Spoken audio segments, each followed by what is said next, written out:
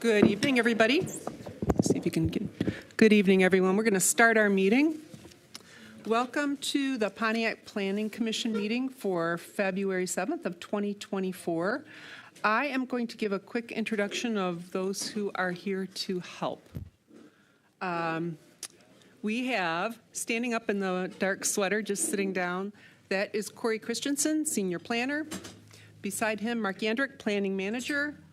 Taking a seat right now, Commissioner Michael McGinnis. Beside me here on my left, Tim Shepard, Commissioner. And on my far right is Attorney Morgan McAtamey. And beside Morgan here is Sue Sinclair, Commissioner Sue Sinclair. To my immediate right is Vice Chair Christopher Northcross. I am Chair Mona Parlov. So now that we have a quorum, and we are missing Sam Henley this evening, our commissioner, he had an excused absence today. So I will ask for roll call, please. Commissioner Sinclair? Present. Commissioner Northcross? Present. Commissioner McGinnis? Present. Commissioner Shepard? Present. Commissioner Parlov? Present. All right. Any official communications from our staff? I have none today. Mr. Yandrick, any communications? He is not here right now. Yeah. Okay. Any amendments to the agenda? I have none. All right. Then I will look for an approval of our agenda this evening. A motion? So moved. Support. Did you get who that was? All right, Commissioner Sinclair? Yes to approve. Commissioner McGinnis? Yes to approve. Commissioner Northcross? Yes to approve. Commissioner Shepard? Yes to approve. Commissioner Parlov? Yes to approve. Thank you. Next on our item will be the meeting minutes for review from our January meeting. The date of January 6th, 7th? 10th, January 10th of 2024. Any items on the meeting minutes that you want to address, Mr. McGinnis? Yes, it's primarily about last name spelling of commissioners.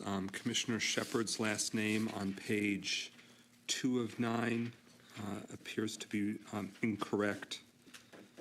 The roll call reflects the correct spelling, but on the third from the bottom paragraph, it has the Shepard, that's the flock, Shepard flock.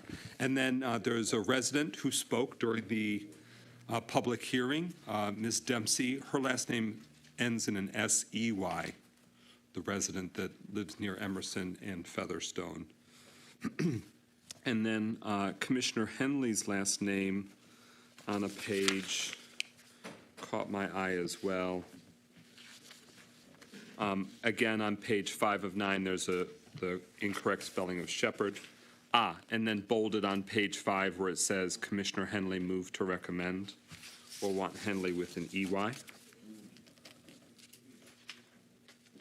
On page 6 of 9, the first name of resident Melanie Rutherford, the A and the E are inverted, so it should be M-E-L-A-N-I-E.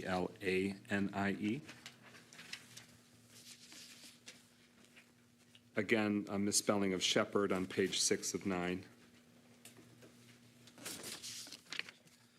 Another Shepard on page 9 of 9.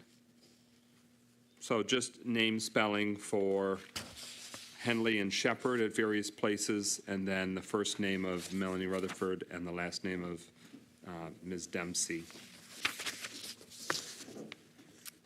Very good. Thank you. Mr. Shepard, any corrections or notations? No corrections. But would you like to confirm how you do spell your name? Yes, I would. So, yeah. Is it But S-H? I do have a flock of animals, so it's S-H-E-P-A-R-D. A-R-D, okay. Great, thank you. Sue, any notations on the minutes? Corey? On page 2 of 9 or 3, wherever you want to add it, can you please add that under the zoning map amendment for Featherstone Drive, that I clarified that in the C3 zoning, that outdoor storage of vehicles was not permitted. One more time, could you repeat that? Under zoning map amendment for Featherstone Drive, that I clarified that in C3 zoning, that outdoor storage of vehicles was not permitted. All right. Thank you. Thank you. Mr. Northcross? No changes. Thank you. And I have no changes as I was not at that meeting. So with the corrections noted, would anyone like to make a motion to accept the minutes? I make a motion to accept the minutes as noted with the revisions. Support? Support? Thank you. All right, Commissioner McGinnis, Yes to approve. Commissioner Northcross, Yes to approve. Commissioner Sinclair, Yes to approve? Commissioner Shepard, Yes to approve. Commissioner Parlov.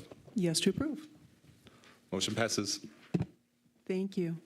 We are now going to start our public hearing for the evening, our first one, which is application number ZMA 24-001, Contour Windows Incorporated is looking for a zoning map amendment for the property that is zoned R1, one-family dwelling, to C3 corridor commercial. All right. Good evening. So this is application ZMA 24001. It is a conditional rezoning at 1590 North Perry. The applicant is Contour Windows Incorporated, and it's for a proposed window fabrication facility. And this is a rezoning from R1, one family, to C3. This is showing the subject area here. To the east is Galloway Estates. This is a residential neighborhood off of Pontiac Road. This is Galloway Park and Galloway Lake right here. I think it's Galloway Lake Park, if that's correct. And this is Perry Street right here. And so going down to the west here would be to get down to downtown Pontiac, and then going to the right here would head up towards the direction of Lapeer and Orion Township.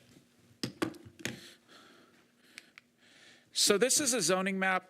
This highlighted area right here, again, is the subject property. This is currently R1. It's shaded a little differently just to point out where this is located in the surrounding properties. There's a mix along Perry Street of R1 properties, as you see here, for the park, and also some vacant land on the other side of the former rail line here. But there's also C3 on the south side of Perry Street to the west of the subject site, and also across the street right here, and also a sliver where the car wash is. I have a photo coming up. And then there's C1 for the shopping center right there. C3 is corridor commercial, where C1 is local business. Now, this R1A just refers to its residential zoning right here for Galloway Estates. It is, the A signifies those are just larger lots, but it's a traditional residential development. The C3 district is intended to provide a mixture of uses that are appropriate along the thoroughfare and collector streets that have moderate to large traffic volumes.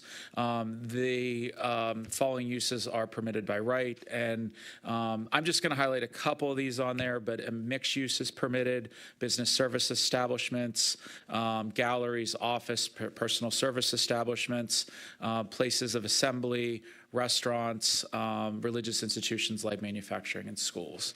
And the following uses are permitted by special exception permits, such as automobile service, packaged alcohol beverage, mini warehouses, which is self-storage, community service facilities, public parking lots, large indoor recreation, and drive-through facilities. So the R1 district is intended to encourage suitable environment just for families, typically with children. And really, there are very few uses that are permitted in R1 because it's typically one-family dwelling units, state licensed residential facilities, community centers, parks, things of that nature. So let's get some orientation with where this is at on Perry. So this is looking south towards downtown Pontiac. This is the car wash on the left here. So this is looking south. There is a house that abuts this property that is right there. And this is on the bottom picture. This is also looking northbound on Perry and looking at the woods that are north of the entrance to Galloway Lake Park. So as a whole, R1 is obviously less permissive and less intense than C3, you know, with the focuses on those different uses that are there. While this is in the details, you know, there are minimum requirements for R1, such as setbacks. C3 has less standard dimensional requirements in terms of setbacks that would normally be required. I do want to point out here that a side yard setback for this is 5 to 10 feet, depending on the location of that side yard setback, and the applicant has proposed a condition, which I will be speaking about momentarily. So the applicant has offered 3 conditions, and I'm going to list this out. One of these conditions offers multiple subconditions, but I want to share what they have volunteered so far. The property shall not be used for sale, grow, storage, transport, process, or manufacture of marijuana or marijuana products. It shall not be used for a pet boarding facility, a community service facility, or any other lodging use, such as a hotel or an inn. Marijuana is not in an overlay district and not prescribed here, but this does give additional protections if a potential applicant for medical or adult use would try to seek a rezoning or some kind of other legal means to apply. So they're given the protection that this would not occur here. So the second item is the approved site plan for the property must contain the following. The minimum building setback from the Galloway Lake Estates property shall be 100 feet. So the building would be a minimum 100 feet from the property line. B, the buffer distance, meaning that it would be grass and trees between the parking lot and that same property line would be 30 feet. The required landscaping abutting Galloway Lake Park shall exceed the requirements of the zoning ordinance by no less than 50%. If I can ask our attorney just to check on this, I thought that this was against the estates and not with the park, but I wanted to confirm if they could, the language with that. This did come directly from the agreement, but we might want to check that language is correct. D, a 4-foot berm shall be constructed on the side of the property which abuts the Galloway Lake Park. I believe that should be the estates, if this could be checked out. Staff does not believe a 4-foot berm can be constructed adjacent to the park just because there's a slope, and I can talk about that in a few minutes. This really was intended to be between the residential properties and the site. And then the elevation facing Galloway Lake Park and the elevation facing Galloway Lake Estate shall include windows and a number to be determined. This has been offered by the applicant. I will talk about this on the next slide, but there is nothing measurable here, but I'll get into that in a moment. The last condition is that contour windows shall not be entitled to use Pool Road for ingress and egress with the exception of emergency and fire access. And this has been discussed before at the neighborhood meeting. That Pool Road that exists from the Galloway Lake Estates is only to be used really for fire and emergency access, would not be able to use by anyone else for cut through traffic or the like. So, and that would reduce the impact to that adjacent neighborhood.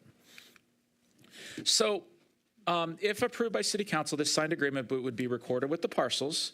By state law, the applicant has 2 years to begin construction. Otherwise, the zoning district reverts back to the R1 zoning district.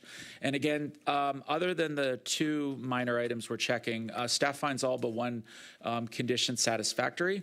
The following condition is not measurable or enforceable in staff's opinion. Since the building layout has not gone through a site plan phase, they do not know the final layout or dimensions of the building. They've expressed to us a little hesitancy about offering this condition, but staff is still recommending to the applicant applicant a percentage, such as 15% of the total building facade, to contain windows. And again, that what they've offered is the elevation facing Galloway Lake Park, and the elevation facing Galloway Lake Estate shall include windows in a number to be determined. Our requirement currently is 0. We only require transparency in windows along the frontage, along Perry Street. We would obviously love this condition to be offered on some of these other visible sites to lessen the impacts, aesthetic impacts. But in order to make this enforceable, we definitely would need some kind of metric here to ensure that that condition was met. There are some standards of approval having to do with rezonings, and just highlighting consistency with the master plan, physical, geological, hydrological, and other environmental features, reasonable return on the use within the zoning district, the compatibility of uses, utility capacity, the street system capability, boundaries of the rezoning district are sufficient for development, city consideration for what is being proposed, not needing variances, and this not being a spot zoning request. So with that, and I just want to highlight just a few things from the standards of approval here. Typically, with the master plan, there's a mix. This map classifies this property of having 3 things. Number 1, neighborhood commercial along Perry Street. 2, suburban residential on the back half of the property, and then the westernmost parcel has park. While this is a mix of uses, these 3 parcels are very narrow, so really they do function as one area, but it does have 3 different classifications from the master plan. The property is it's not located within a floodplain or wetland, but is adjacent to in Galloway Estates, so there will be sensitivity that will be addressed as part of the site plan, but that's not a concern for the rezoning. And under the current designations, the property is permitted to be used for single-family residence for institutional uses, but there really has not been interest since the Galloway Estates development was established in the early 2000s. Compatibility of uses, really, because of the commercial and C3 zoning districts along Perry Street, this is not out of the norm and would fit in. While it is adjacent to several R1 properties, it does align with the corridor of Perry Street. We have worked with the utility companies, and they have expressed the capacity for this. For street system compatibility, Perry Street is designated as a state of Michigan trunk line, and there's a major corridor well suited to accommodate higher commercial traffic volumes. One of the items that I do want to address is at this point of this parcel, to the northeast, it is still a 4-lane road. So a truck that might be delivering windows can get to the site with a 4-lane profile in the middle turn lane. It is when you go to the south and to the west of this property that MDOT did the bike reduction, that it is really a 3-lane profile with 1 lane in each direction and then the middle turn lane. So, but from staff's perspective and trucks more often accessing the Interstate 75, we do not see an issue with the street system compatibility. The boundaries, again, we find sufficient. And we do not anticipate many variances with this property. And again, as I mentioned with the spot zoning, because of the C3 zoning district adjacent and across the street and down the street, this would not be considered spot zoning. So that is my presentation. Staff has recommended the zoning amendment be approved with the conditions offered by the applicant. The applicant has the ability to speak to those conditions tonight. We have the ability to work with them before this gets to City Council additionally to hone in if there's anything we need to hone in, but this is for your consideration tonight. I'd be happy to take any questions you may have. Thank you for all of that information and the presentation. I would like to welcome Commissioner Vernita Duval to the meeting. And Vernita, do you have any questions for staff at this point? Not for staff. Thank you. Mr. McGinnis. Thank you. Listed in the conditions of items or activities that would not be permitted, it said community service facility. Can you help me understand what would that entail? What does that cover? I know what that is, and I don't have that memorized, and I've been asked that question before.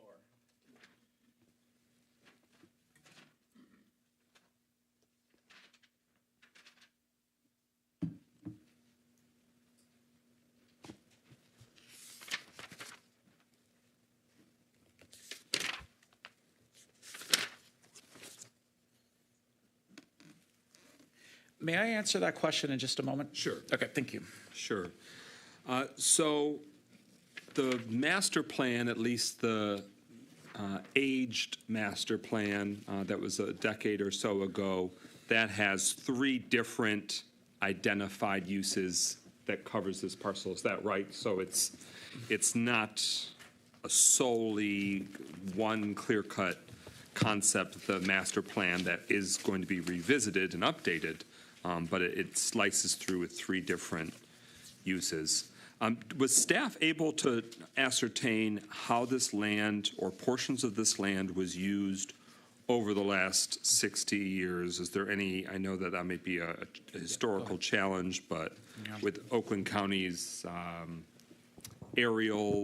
historical aerial information that we're able to see, it looks as though there was obviously some former structures or parking or graded terrain, and I just wanted to get a sense of what we found out so far, and then I welcome neighbors what they might recall over the last few decades as well.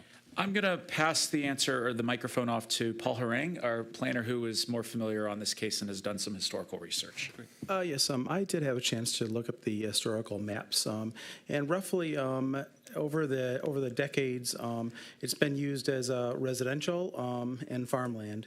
I did look roughly from 1940 onward, and from 1940, there was one house on the site. 1950s and 60s, there were 3 houses then. Were they along Perry? They were all along Perry, yes. Okay. And most of them were just large residential parcels. Some were being used for some farming. Aside from that, then it just became a treed area, probably in the 70s, 80s, and 90s, and so forth. Along the northern shore of Galloway Lake, I'm not quite able to see, has there ever been any improvement to the site on that frontage of the water, or has that always been sort of fallow from what you could tell? You are correct on that, yes. It's from my vantage point, looking at the historical maps, yes, that was always either treed or a vacant parcel not developed. Okay.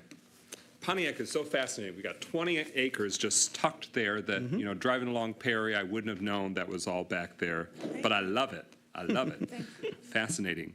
The have you been able to find the question of community service facility? So there are essentially 4 different land uses that could be considered a community service facility: shelters, halfway houses, substance abuse rehabilitation centers, and adult foster care facilities. So the applicant is offering that these 4 uses, which would normally be allowed in the C3, would be prohibited. So, okay. And I have additional questions that I'll save for the applicant, but I do want to express my appreciation that there was a community meeting already held even before this part, so that way information can get out to residents. I'm really grateful to see the strong participation tonight, and I think that probably didn't happen in isolation because information was still able to get out. It makes this more valuable interaction for the public hearing part. So I want to say thank you to staff for your part in receiving and welcoming that opportunity. And I encourage, when that can happen, that's a good move, that we want prospective work to prospective action in our city. The more information, the earlier, the better. So I'll leave it at that. I just want to say that the city attorney did show a hand. I don't know if she wanted to interject something. Yes, please. Anything you'd like to add? I would. So earlier, Manager Yandrick asked that I clarify the conditions that were offered. The city did receive 2 different offers of conditions. The first we received on the 6th, and that specifically stated for landscape conditions that the applicant would agree to increase the required landscape plants of the zoning ordinance by 50% as it relates to trees, shrubs, and base plantings abutting the park, and agreed to construct a 4-foot high berm on the side abutting the park. That was supplemented, as I said, today. The only difference for those conditions was that the name of the park was added to be Galloway Lake Park. I believe that this might have been a mistake, but obviously this is an offer of conditions that has to be voluntary. So if that is going to be amended prior to City Council, it would have to come from the applicant themselves in order for us to amend the conditional rezoning agreement. Thank you for that follow-up. Anything else, Mr. McGinnis? Not at this time, thank you. Okay, thank you. Mr. Shepherd? No comments yet? Thank you. Christopher? I'll wait until after. Have any comments either at the moment, so would our petitioner please approach the podium? State your name and address for the record.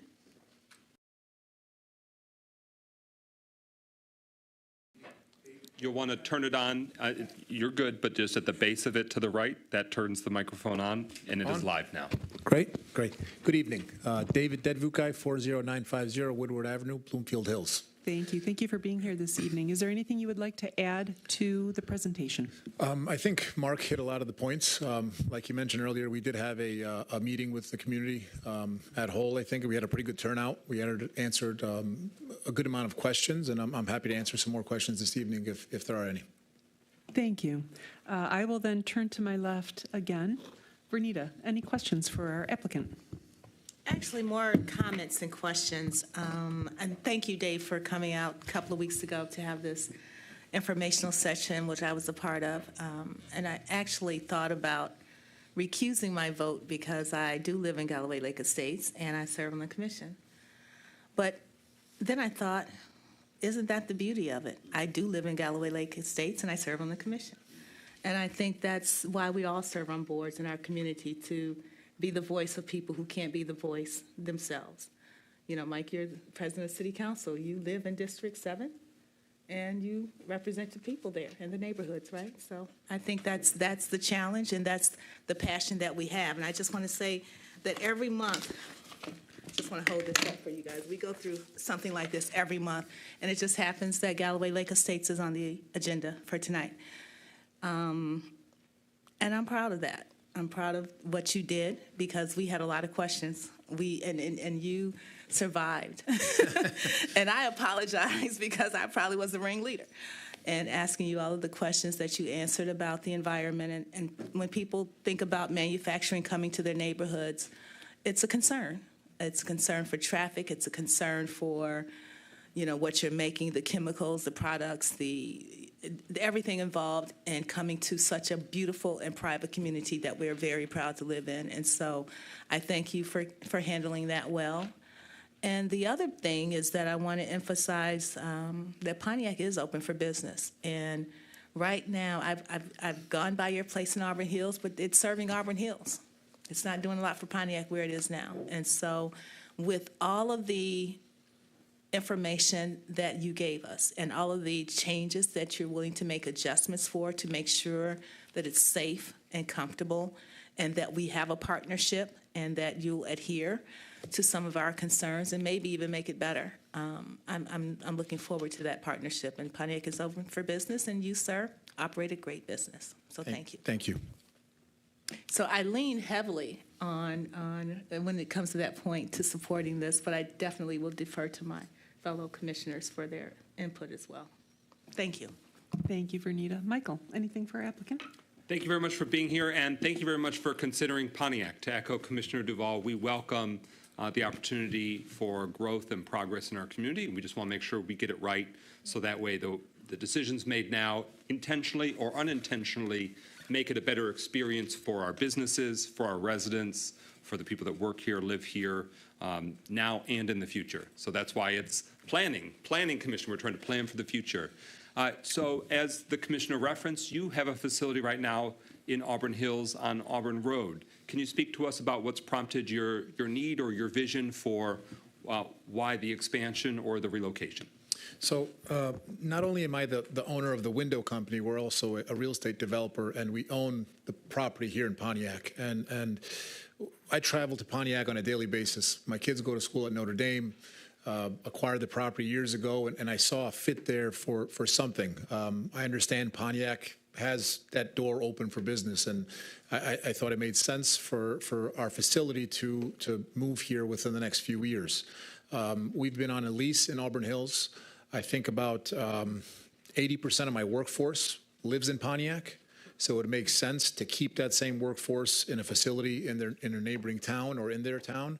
So, you know, it added up for us. The formula added up the right way, and we see this, you know, close to 75 workforce is there, a city that's open to business, and we appreciate that, and we appreciate the planning aspect of this, because to your point, we know there's a subdivision back there. We know that there's homes back there, and by no means are we coming in to disturb that. That's why we've set these conditions, and I hope that everybody can appreciate those, because they are something that, you know, I don't want somebody thinking that a automotive company is coming through. It's a very light manufacturing facility. I want to take the word light industrial out, because there's really no industrial thing about it. These are vinyl windows that go into, you know, everybody's homes here, apartments, things that you see on a daily basis. Nothing abrasive goes into the windows. It's a very, again, light manufacturing facility, very entry level. Normal working hours from 7 to 4, light truck traffic, but we do have the accessibility to 75. So I hope that kind of answers the point. Sure, yes, and we love information, so we'll keep pumping for more intel. How large is your facility in Auburn Hills right now? Will this be an upgrade or sort of a like for like? So right now we're about 80,000 square feet, and we're at capacity. So we'd be looking to go probably about 140 to 150,000 square feet on the facility here. And how many employees do you have now, and is there the prospect that there be more? Yes, so we have about 96 employees, and we think probably we can get up to 200 employees in this facility. And I've noticed that Contour Windows in Auburn Hills presently, your current leased facility, and congratulations on the prospect of having a place of your own and be able to help determine the future of your company more directly. But it seems to be very close to other residential properties. So there's Auburn Hills residents that might literally be right next door, it seems, but very, very close. Can you describe for us the experience and the noise factor, if you've had to contend with neighboring concerns, and how that has worked out? So the facility we're in now, I think, has been in Auburn Hills for probably 20 plus years, and the neighbors were there before the facility was there. Prior to us, we had a lot of automotive suppliers in that building, from you know, my knowledge to the site. And our facility itself is a very, you know, low noise, no impact when it comes to machinery. We have the maximum large equipment that we have in the site is punch tools for making little openings for, you know, the window locks and levers. So really, it's a very, very I'll say noiseless when you talk about noise in a factory facility. So you're not hearing noise coming outside of the facility for the neighbors. We've never had a complaint for that. We've never had complaints about our trucking that I know of, at least. This is a unique site, not only because of the proximity to a beautiful neighborhood that, you know, very strong residential community, and we want them to be able to be comfortable and thrive, and for that neighborhood to stay stable, but you're abutting a body of water, some natural beauty, and next to a large park that the city has intentions of investing in over the years to make it thrive and flourish once more. Can you share with us your vision? You know, you are applying, you own this property, you would like it to be rezoned from right now R1, which is very restrictive, to C3 that has broader restrictions. To confirm with staff, because this is a conditional rezoning, there's a clock that begins, correct? So there's essentially, after the ink is dried, there's a 2-year window. So a 2-year window before, you know, material progress has to be made.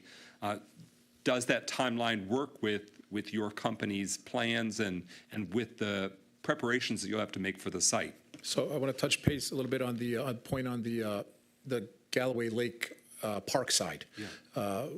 Our conditions, we haven't specified the full design of the building, but we definitely want to have a facade, including window, so natural light is coming into our facility, but at the same time, people that are at the park eventually using that park are not looking at a big, you know, block wall of, or a big tin, you know, manufacturing can. We want something that's presentable, that looks good, adjacent to the park. We also have the Galloway Lake stream going there, so we're going to have lots of landscaping, and like we've mentioned before on the conditions. The last question? In terms of the timeline. So the Timeline. conditional So, rezoning, yeah. just so that the neighbors are aware, that means that it doesn't become C3 forever. Let's say this concept for some, Sure. act of God or other reason doesn't come to pass, it will revert back to R1. It does not stay the C3 zoning forever. It's conditional upon the work beginning. We are very actively engaging council, trying to move this forward so we can start work on this right away. We don't want this to pass 2 years. We hope to be in the facility within the next, less than 2 years. 16, 18-month scenario is the maximum allowance for us because we are under a lease and we do have our own timelines that we have to move facilities, hire staff, train staff. So there's that 2-year window for us is a very tight one as is. Have you been able to do any environmental studies or topographical surveying work so that you have a full sense of the 19.5 acres? Yeah, Anything noteworthy? We've done topos. We haven't done any environmentals yet on the site. Okay. And so it is 19.5 acres? Yeah, when you combine all three of them. Okay, so there's technically 3 different parcels? Or? Yes. Yep. Okay, does that confirm with your understanding? That is reflected, yep. Okay. And so is that why there's in part 3 different sort of master plan recommendations? It was dealing with a few different parcels? Correct. Okay. Well, I want to thank you again for considering Pontiac and already having invested in Pontiac. You own the land. It's not, there isn't a sort of, am I right to understand that it's not contingent upon this rezoning? This has been your property and has been for a minute? Correct. Okay. I want to thank you also for doing the proactive work of the informational community meeting some weeks ago here at City Hall. I think that the more information, the earlier, the better, so that way everyone has a stronger sense. Now, you've mentioned the conditions. It was presented to us what these conditions are, meaning you're saying if this is done, this is the restrictions that you're putting on yourself, but also the requirements that you're putting on yourself. Is it your intention, and if it's still in progress or still being considered, that's all right. You don't have to have a definitive answer. But it's mentioned berms, so essentially building earth up to create a barrier. Correct. Is your intention or expectation that would be between your facility and the residential subdivision?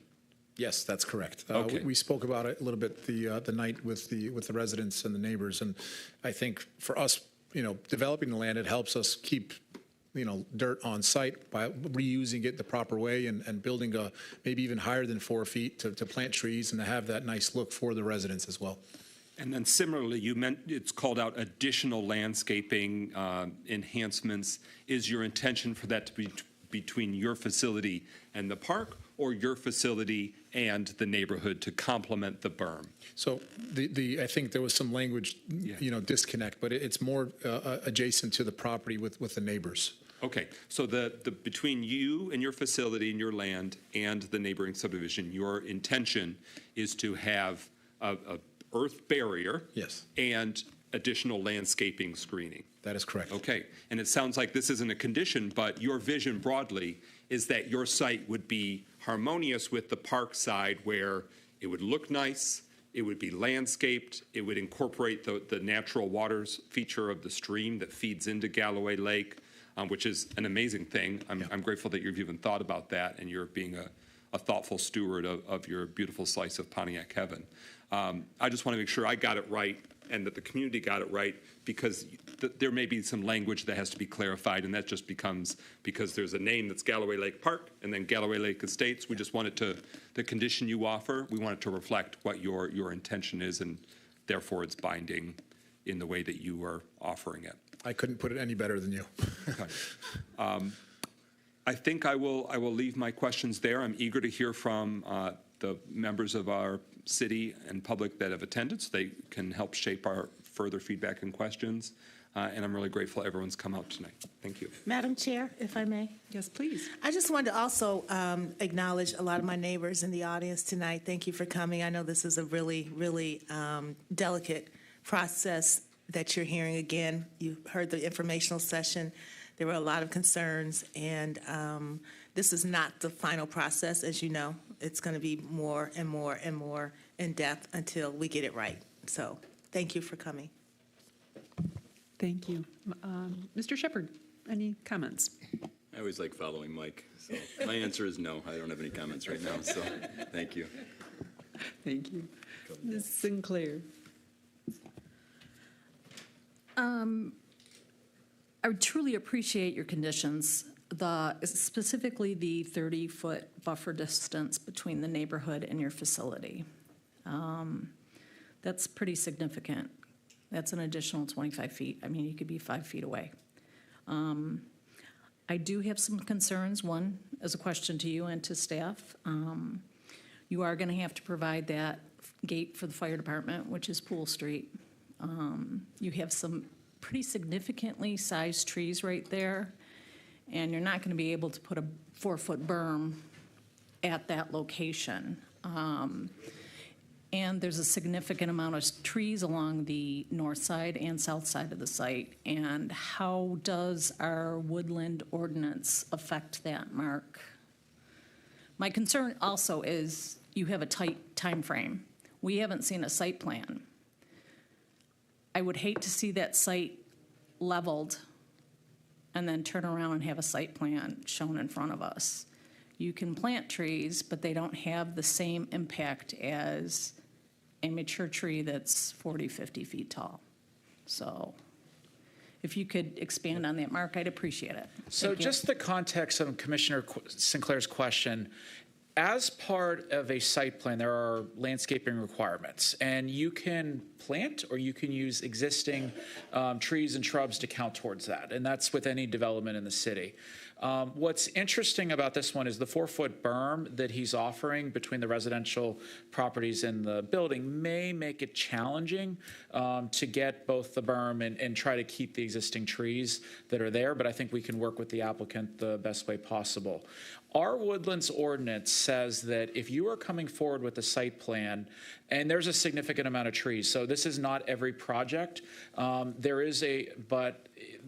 are enough trees that this would warrant it. Your site plan approval includes the waivering of the woodlands ordinance. You still have to follow it. It's a preservation ordinance. You have to make sure that the trees are counted where the building layout is being proposed, but we would do that at a site plan level. In order to demolish the trees prior to that, that is a completely separate process, and there's a calculation based on the type of tree, species, age that they would need to follow in a credit system, but that is in place, and we are enforcing that if that were to happen separately than a site plan process. But in a typical site plan process, which we need this rezoning to be approved first before the applicant would come forward with the site plan process. Does that help answer those questions?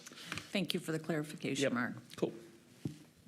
And it's worth asking, does the applicant have any reflections, especially, I think that's very noteworthy, the way in which you'll have to deal with the fire access and pool with the berm? Have you given any initial thoughts to how that might work? Yeah, one of the conditions is we wouldn't use pool as far as any access unless an emergency would happen. The gate would be provided by us. And the tree ordinance and the conversations about the trees, I think once we dive into the landscape plan with site plan, we'll definitely have better answers. Yeah, because right at Pool, it looks like there's 3 very significantly sized trees that provide quite a buffer for those 2 houses on either side of Pool. That is one of my concerns. With respect to the berm, I know it's a little early, but you're not putting that up to the property line, are you? No, again, we'll follow the site plan guidelines and setback requirements Okay, per approvals. all right, thank you. Thank you, Sue. Mr. Northcross? Wow, I'll listen. I'm anticipating a nice discussion here to wrap everything up. So Thank I'll just you. listen to what happens in public hearing. Thank you. The only question I have that's burning for me is, are you putting your own windows in your building? Yes. Good. Just making sure. All right, They better thank give me a you. good deal, by the way. And thank you for bringing this opportunity to our city. I was driving down Updike today, and I was looking at the businesses that are on our east side, which are in Auburn Hills, and I appreciate that you are coming over to be with us. We love to have anyone that is such a good business owner, so thank you for that.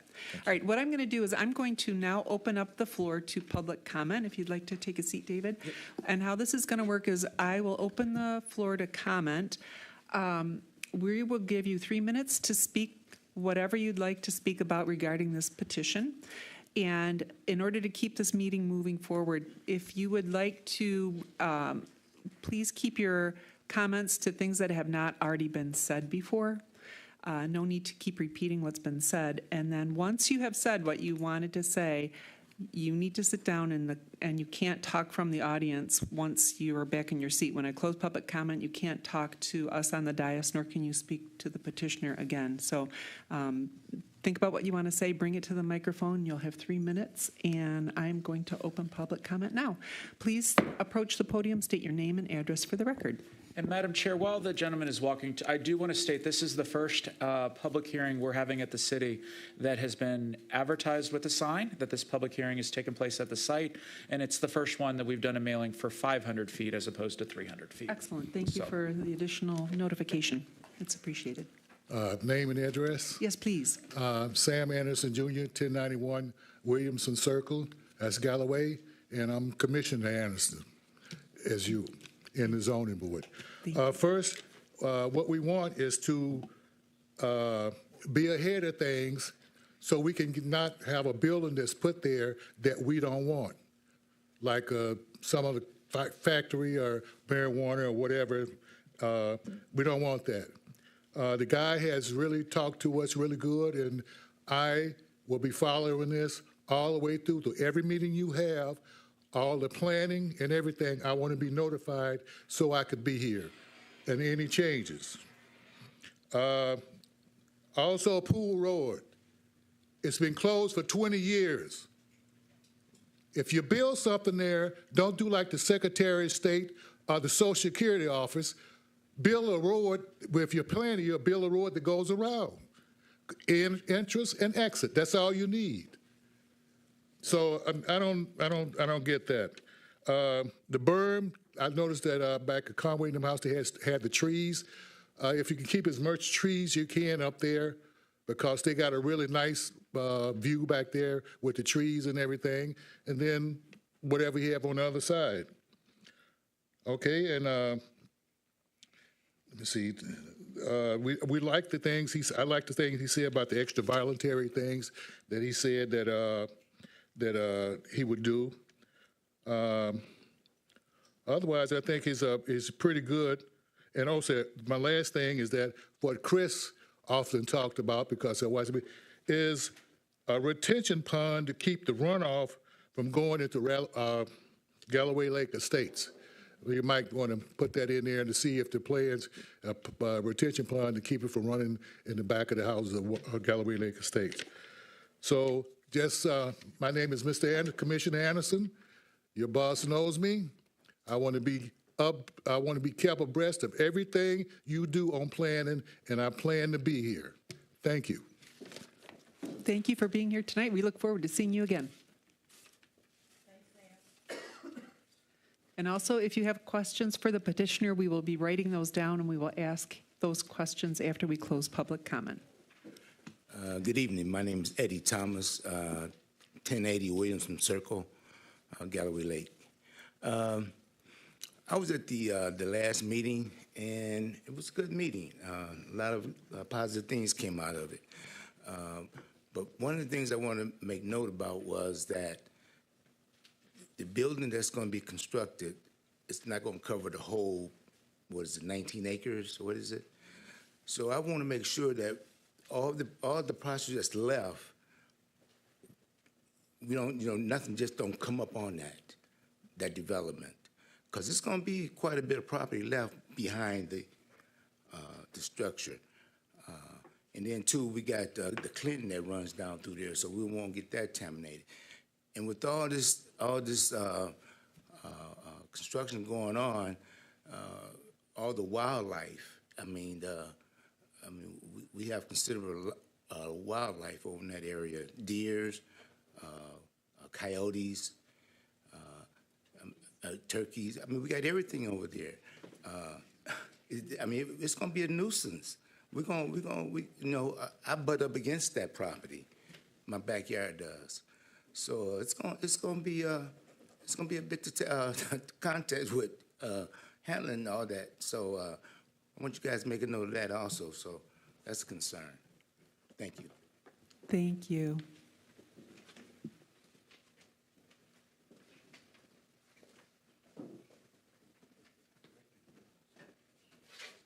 Beverly Thomas, 1080 Williamson Circle, and I am concerned with Pool Road because I live right there at Pool Road. And when you talk about putting a gate up or something, you know, those are the type of things that make people more curious as to what's happening, what's going on, where will that take me? And it'll take them right at my backyard. That's a big concern for going from the possibility now that's Auburn Hills 96 employees to the possibility of 200 employees or even growing. That's a concern. That's more noise. That's more traffic there. That's right at my backyard. When we purchase homes and look for the right places as we grow older, we are looking for peace and contentment and solitude. You know, so when there's things that's coming in that is totally different than what was explained to us when we moved there, then that becomes a concern because we were told that it would be a phase 2. And that would be residential also. So now we're saying industrial, more of industrial park there. So that's a concern when you say that there's going to be certain stipulations with that where you don't have, it won't be the marijuana and all of that. And we know that times are changing and they're changing very quickly. And to say to us residents that it's going to be residential section, a phase 2 residential, and 20 years ago, and now you're saying that it won't be marijuana, but we are will possibly still be there, then we just never know what's the change is going to be. And it does affect us as far as residents. This is our home. This is our home. We don't want to have to live with concern as we get older for who's going to be crossing my backyard. That's a concern. Yeah, people are curious. They're going to want to know what's going on. They're going to have to come through our neighborhood to see. Thank you. Thank you.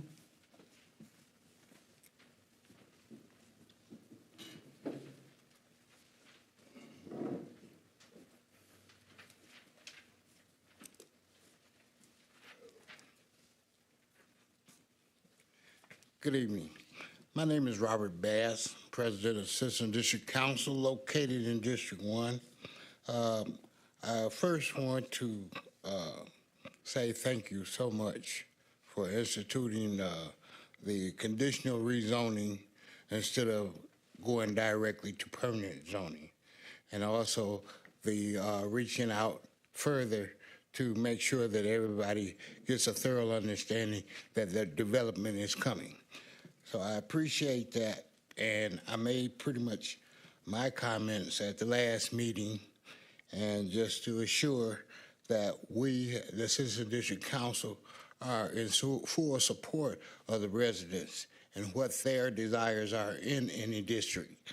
And also, I listened to the presentation intently, and the gentleman was courteous and respectful to the residents, which we greatly appreciate because we don't always get that. And also, I just wanted to let it be known that I did make statements regarding development in R1 districts. I really oppose that because of some things that have happened to us previously. However, with this this conditional rezoning, I'm satisfied with it because I did go out and look at the area where they were going to develop. And I'm comfortable with the space that they're going to occupy, that if they're able to move forward, that it will be in a space that is suitable and respectful to the residents in that area. It's not my area. I live in District 1, but I am a supporter of all 7 districts, and that's what we do, is support the district residents and what their desires are. Not tell them what we want. It's what they want. So thank you for your time. Appreciate it. Thank you.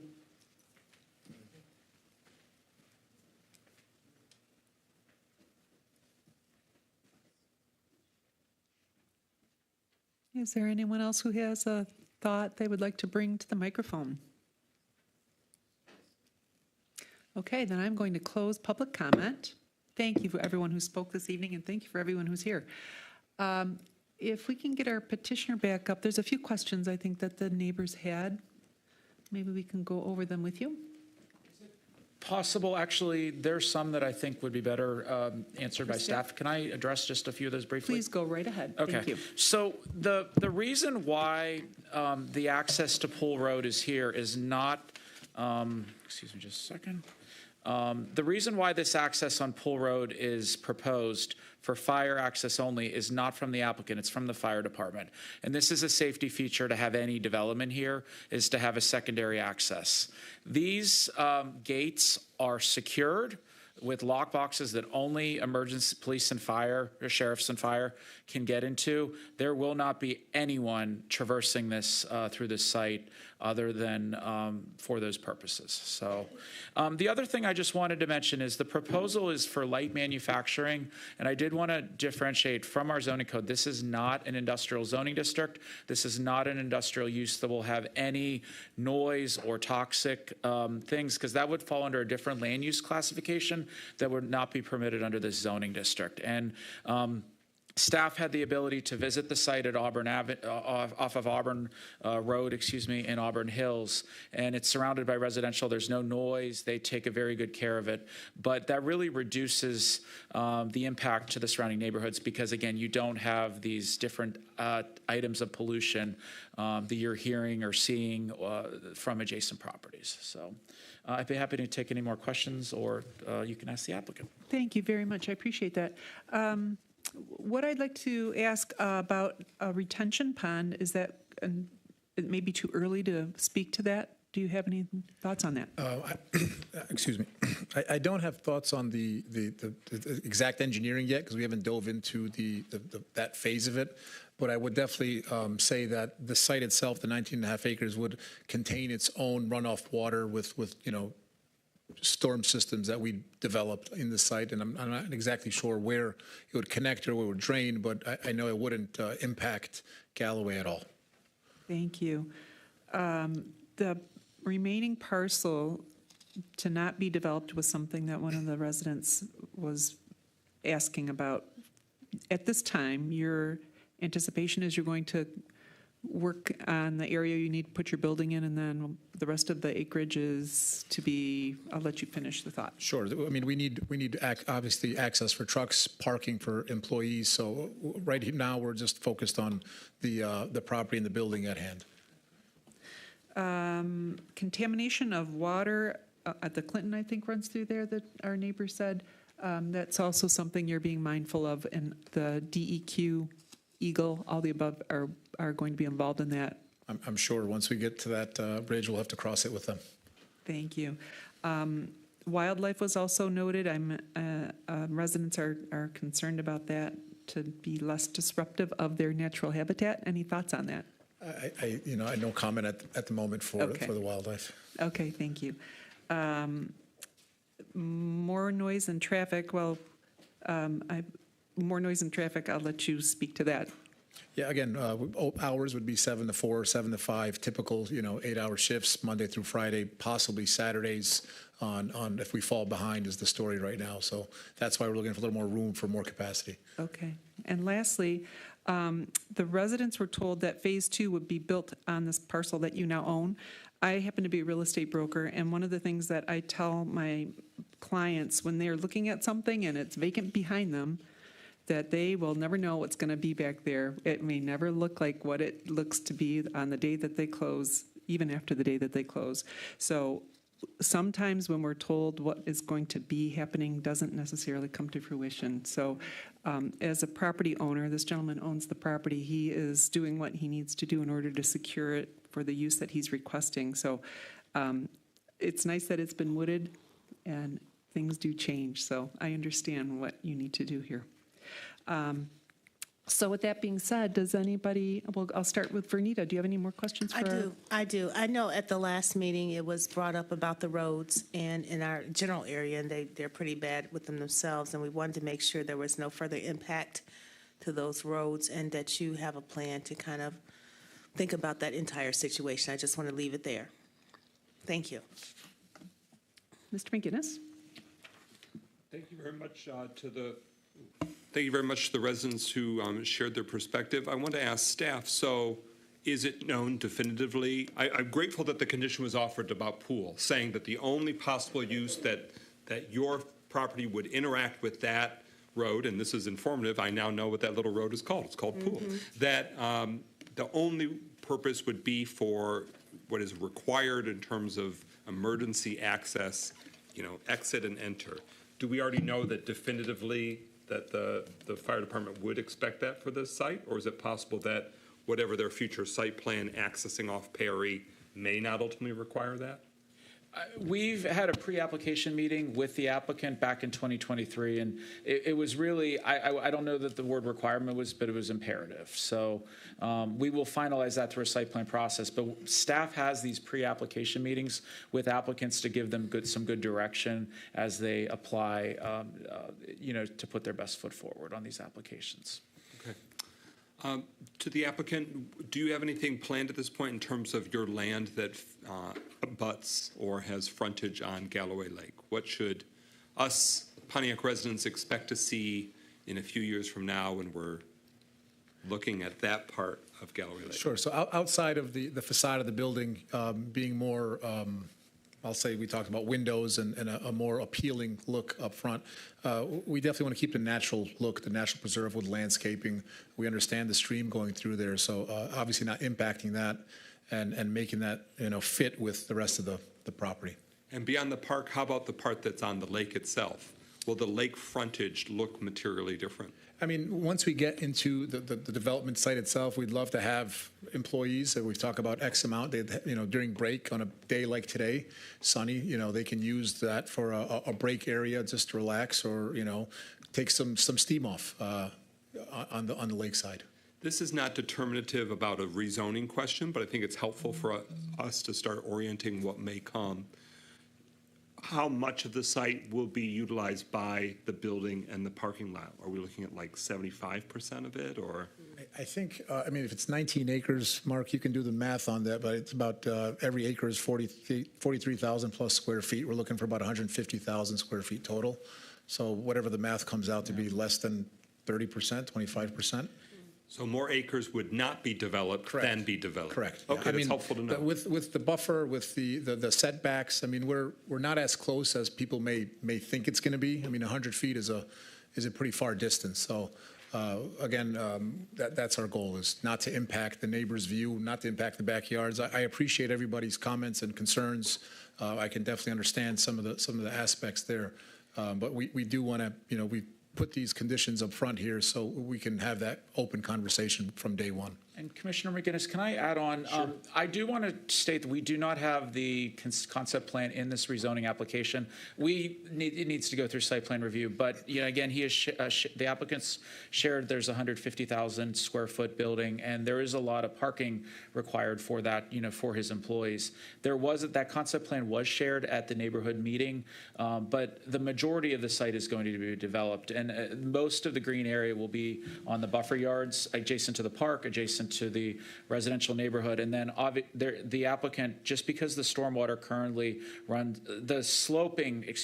from Perry Street down to the lake, a lot of the green space and stormwater infrastructure to retain the water on the site will be down at the bottom of this photo in this area. But the majority of the site will be developed either by the building, parking, or access. So. Okay, that's helpful. Thank you. And to confirm, this is not a use that would require a special exception permit, correct? So the zoning is sort of the gate, open or closed, to use a bad word, or just not really descriptive word. But because some uses, if we rezone it, it still has to come before a public hearing and the Planning Commission has to say yes or no, especially for more intense uses. This would not be one of those instances. So that's why some of these questions are really important now, because we're not going to have another opportunity to say yay or nay with a special exception permit. I want to thank you again for offering the conditions, because that's a big deal, and that's not always the case, and it doesn't always go as far as this. In our city, we've seen a few years ago, FedEx has a very substantial and much larger and much more high impact and much noisier, but there is a substantial neighborhood that is very close to where that facility was. And the use of a berm approved, from what I've heard from residents, very effective. So that way, something that's even larger and more light impact in terms of the lighting from the facility. This is not a comparison, and my vote isn't determined by that. But I just want to say, that's a big commitment for you to make that barrier, and then landscape it at 50% higher. I just want to acknowledge that and thank you for investing that thought and prospective resources, because it will be a considerable expense and eats up land, which I think will probably make it a much more cohesive, long, sustaining site. But it's a big deal, and so I just want to say thank you on behalf of the citizens of Pontiac, that you offered those conditions as a property owner in Pontiac. Thank you. And that's it for now. Thank you. Tim? So it sounds like what you're doing here is making it attractive for yourself, for your employees, and that's going to help, I think, the neighbors from what I'm seeing. But where do you, on that map, where do you see your building, the bulk of your building going? Are you on the southern side, or I don't know if that's south or not, but let's call it left or right. On the left side, which is the west side. Okay. Mark, maybe you can use right in that. Right in that area. So that's not the stream running through there? No, that's more towards the gate, or the park. Okay. Okay, I got you. All right, so in the center of the property is where you're thinking, so. And then you're going to do kind of a walkway down by the water, is that what Eventually, you're yep, for employee use. Okay, all right, that's all I have right now, thank you. Thank you. Sue? Thank you, Mr. Yandrick, for clarifying that Pool Road is a fire department requirement and not anything from the city of Pontiac, as well as you, Mike McGinnis. Do we have any facilities right now that have a gate to a residential neighborhood? I think I went to the town hall meeting, and I stayed for a good amount of time and took notes. I know the gate design I will be definitely looking into, I think, to address some of the concerns from the adjacent resident that's there. I think a bar, when you have just a pipe welded together, with a, padlock on it, that's definitely going to encourage someone to kind of wonder what's back there. I'm just wondering if we have any more specifics with that. I will be looking for that at site plan. I will be looking for something that is nicer than the norm, You have some residents here that are going to be here at every meeting, and they definitely want to protect the interests of themselves, as would I. Also, you kind of clarified it, but can you clarify on the map so the residents know where the buildable area is going to be, if you know? If somebody's got a pointer, I know you said a certain portion of it you couldn't build on. Yeah, the south portion is very wet because of the river, and I think, Mark, you can kind of play with that a little bit. That'll be more detention down there, and the buildable area will be to the west. Okay. My other concern, too, is the berm and the drainage on that. So those are my questions. And the requirements that the applicant has offered really is a 3-to-1 slope for the berm. So that is a safe enough. It's not a very steep berm, so it allows for mowing, safe mowing and stuff like that. So it's not going to be, redirecting the water down to neighbors' properties in that case. Thank you, Mark. Thank you. Christopher? Again, thank you for thinking of Pontiac, and thank you for working with the residents. Design is an iterative process, and it sounds like you've gone through a number of gives and takes back and forth, and a lot of ideas that it looks like we've captured here in terms of your conditional agreement zoning that would be part of our zoning rezoning effort here. So thank you, and look forward to seeing your company here and more employees from Pontiac. And just a thought, if you have students in Notre Dame, that's within the Pontiac School District, and if one were to live in Pontiac, and their students would live in Pontiac, they would then be eligible for the Pontiac Promise Zone. That's up to $50,000 for tuition and other items. But the requirement is that one has to live in Pontiac, the students have to live in Pontiac, attend a school within the Pontiac School District, and upon graduation, look at attending an institution within Michigan. Those are the requirements. But thank you for that. That's open. I didn't know that. That's open. If you decide to relocate, not only the business, but the residents. Come and stay. Madam Chair, I just have one. I'm sorry, Chris, are you done? Wait, whoa, what? Hang on one second. Christopher, are you done? Yes, I am. All right, thank you. Let me pivot to the right here. Sue. I forgot to mention, and maybe you can clarify, because I know that you were on the commission at that time, when FedEx was constructed next to Can you turn your Stonegate. mic off, please, Mike? Can you turn your How mic off, please? high was that berm, rather? I don't remember specifically. Okay.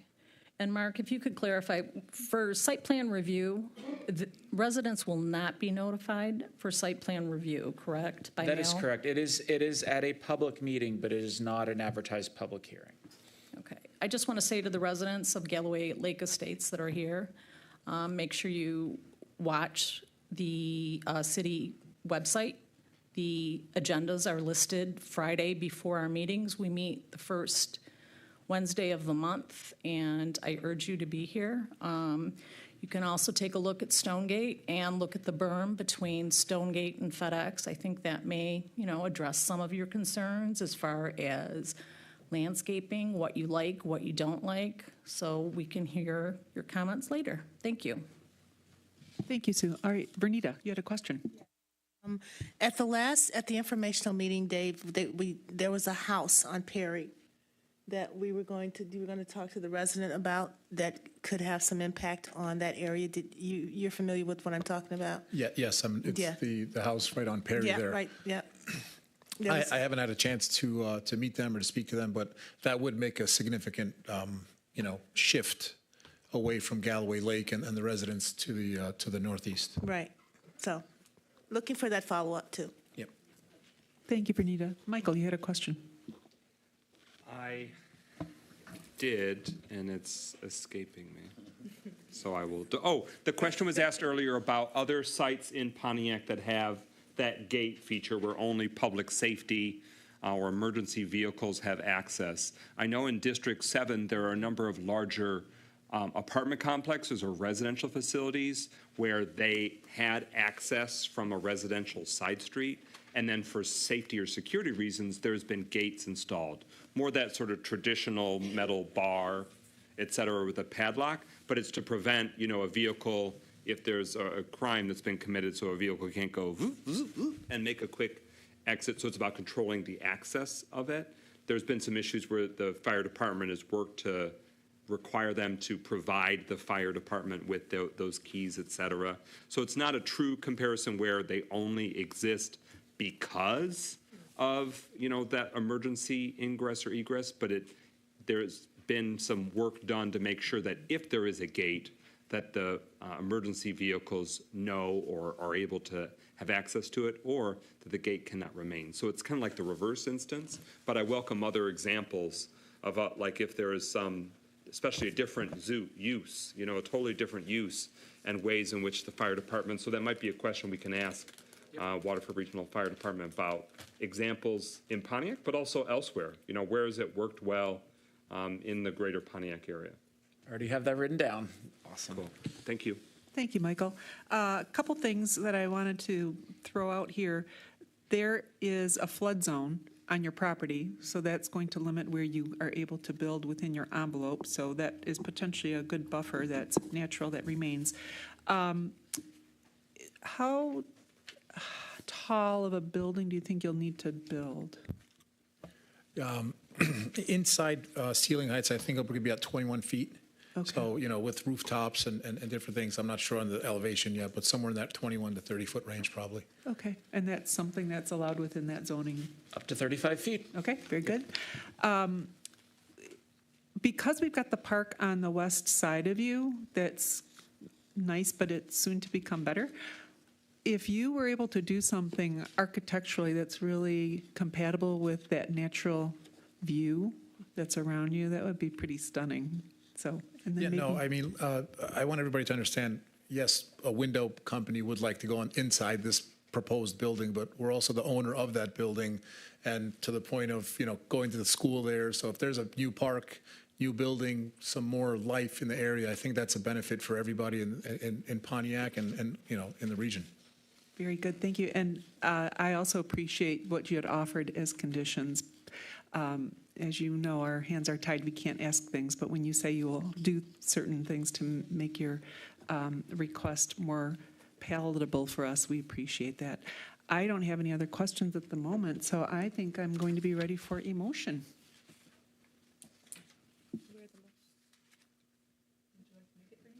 Yeah.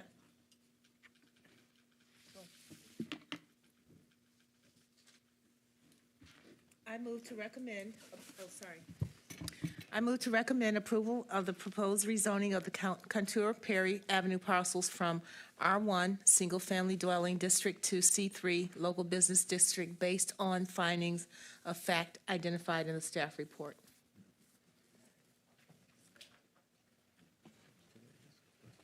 Wait 1 second. Christopher has a question. Well, go ahead and support, and then Are you holding your question? I'm holding until you recognize the support. Okay, the support is recognized by Tim Shepard. What's your question? My question is, does the finding of fact include the conditional rezoning agreement? Is that implied, or is that something we have to explicitly state? Mm-hmm. The city attorney has a... Yes, it does include the conditional rezoning agreement because that was mentioned specifically in the staff report. Okay. All right, so we had a motion and support. Are you ready for a roll call?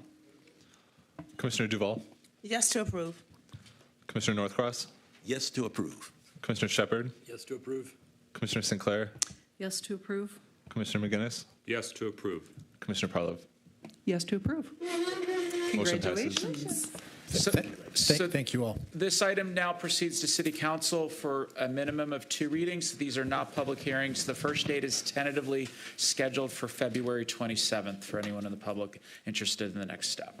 Correction, that's Election Day in Michigan, so the city council meeting will be the 29th of February, Leap Day. Thank Only you. once, Thank you. once every 4 years. So don't show up February 27th unless you're here to vote.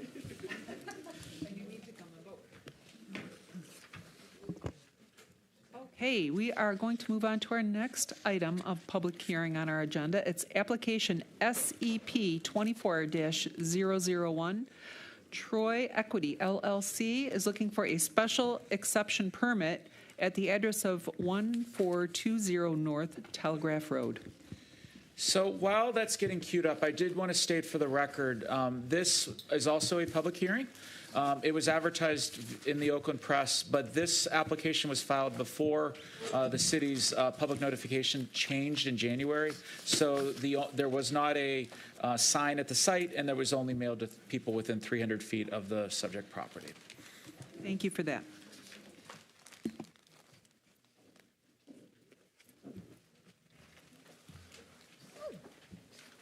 All right, so this is request SCP 24-001. This is a request for general manufacturing at 1420 North Telegraph Road. This is also associated with the site plan case we have later in the agenda. This gives you an idea of the location. I think the last time this came before you, it had a Richard Avenue address. The address has since been updated now to be a Telegraph Road address. Access will be off Telegraph Road, not Richard Avenue. You can see to the south, there's train tracks. And Corey, can I interrupt you for a second? We do not have a quorum at the moment. Morgan, do we need to pause the meeting until we get a fourth member back? Okay, thank you.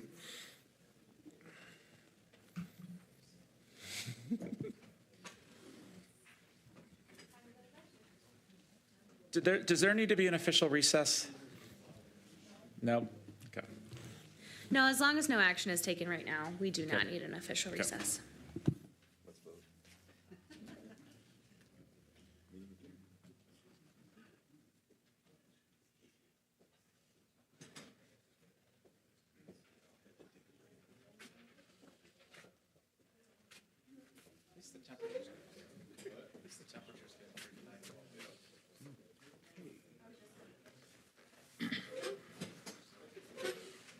Did we have to take a formally stop the meeting, or? No, because nothing's been done yet. Okay, we just. We're almost ready for All right, I think we have a quorum. Are we ready? All right.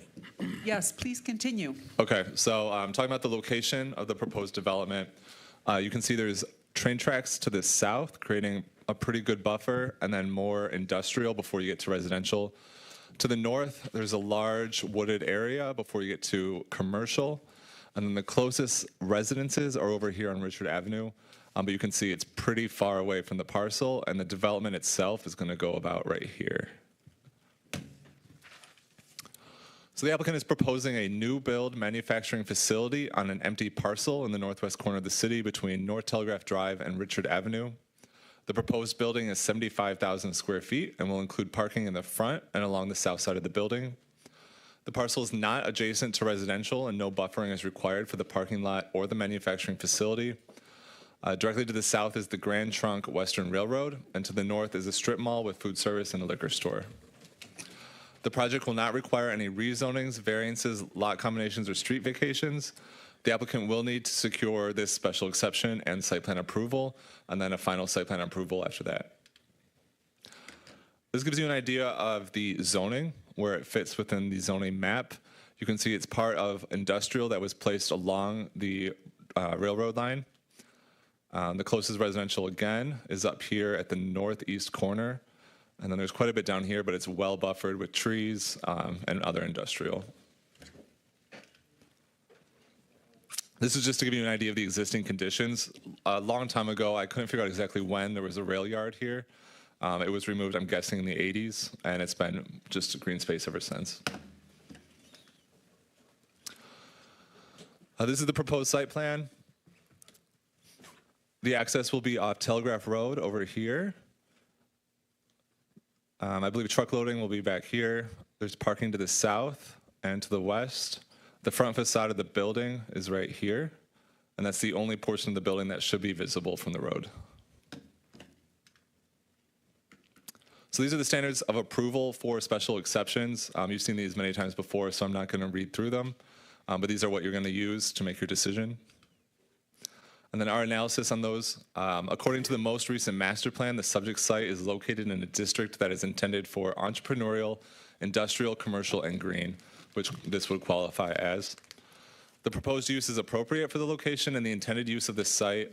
There is manufacturing to the south across the Grand Trunk Western Railroad, and there are industrially zoned parcels to the east and west.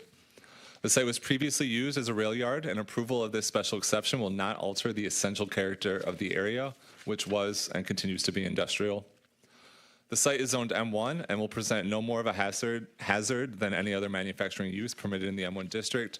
The intent of the M1 district is to provide suitable locations for small to moderate-sized industrial uses. This district provides for manufacturing beyond simple assembly. The further intent is to encourage and facilitate the development of industrial enterprises in a setting conducive to public health. The site is adequately served by Telegraph Road and a railroad. The utilities have been reviewed by the city engineer as part of the site plan process. And the proposed use will not produce noise, smoke, fumes, glare, odors out of proportion to what is permitted in the M1 district typically. There is a significant setback from the nearest residences, and the site is well buffered by landscaping. There's a very large natural wooded area that almost entirely surrounds this site. So in summary, general manufacturing facilities are harmonious with the character and look of the area, and the proposed development fits in well with this stretch of Telegraph Road. The proposed facility is a new build and will allow the applicant to expand their operations into the city of Pontiac. The site is adequate in size and suitably located for this proposed expansion. So with that, staff recommends the special exception be approved with one condition, that all the conditions of the associated site plan approval are honored. In addition to this, I did want to touch on why a special exception is required, even though it's in an M1 district, and it's because it's classified as general manufacturing as opposed to light manufacturing. The reason it's general manufacturing is because they're fabricating with metal. And then with that, these are the motions. Thank you.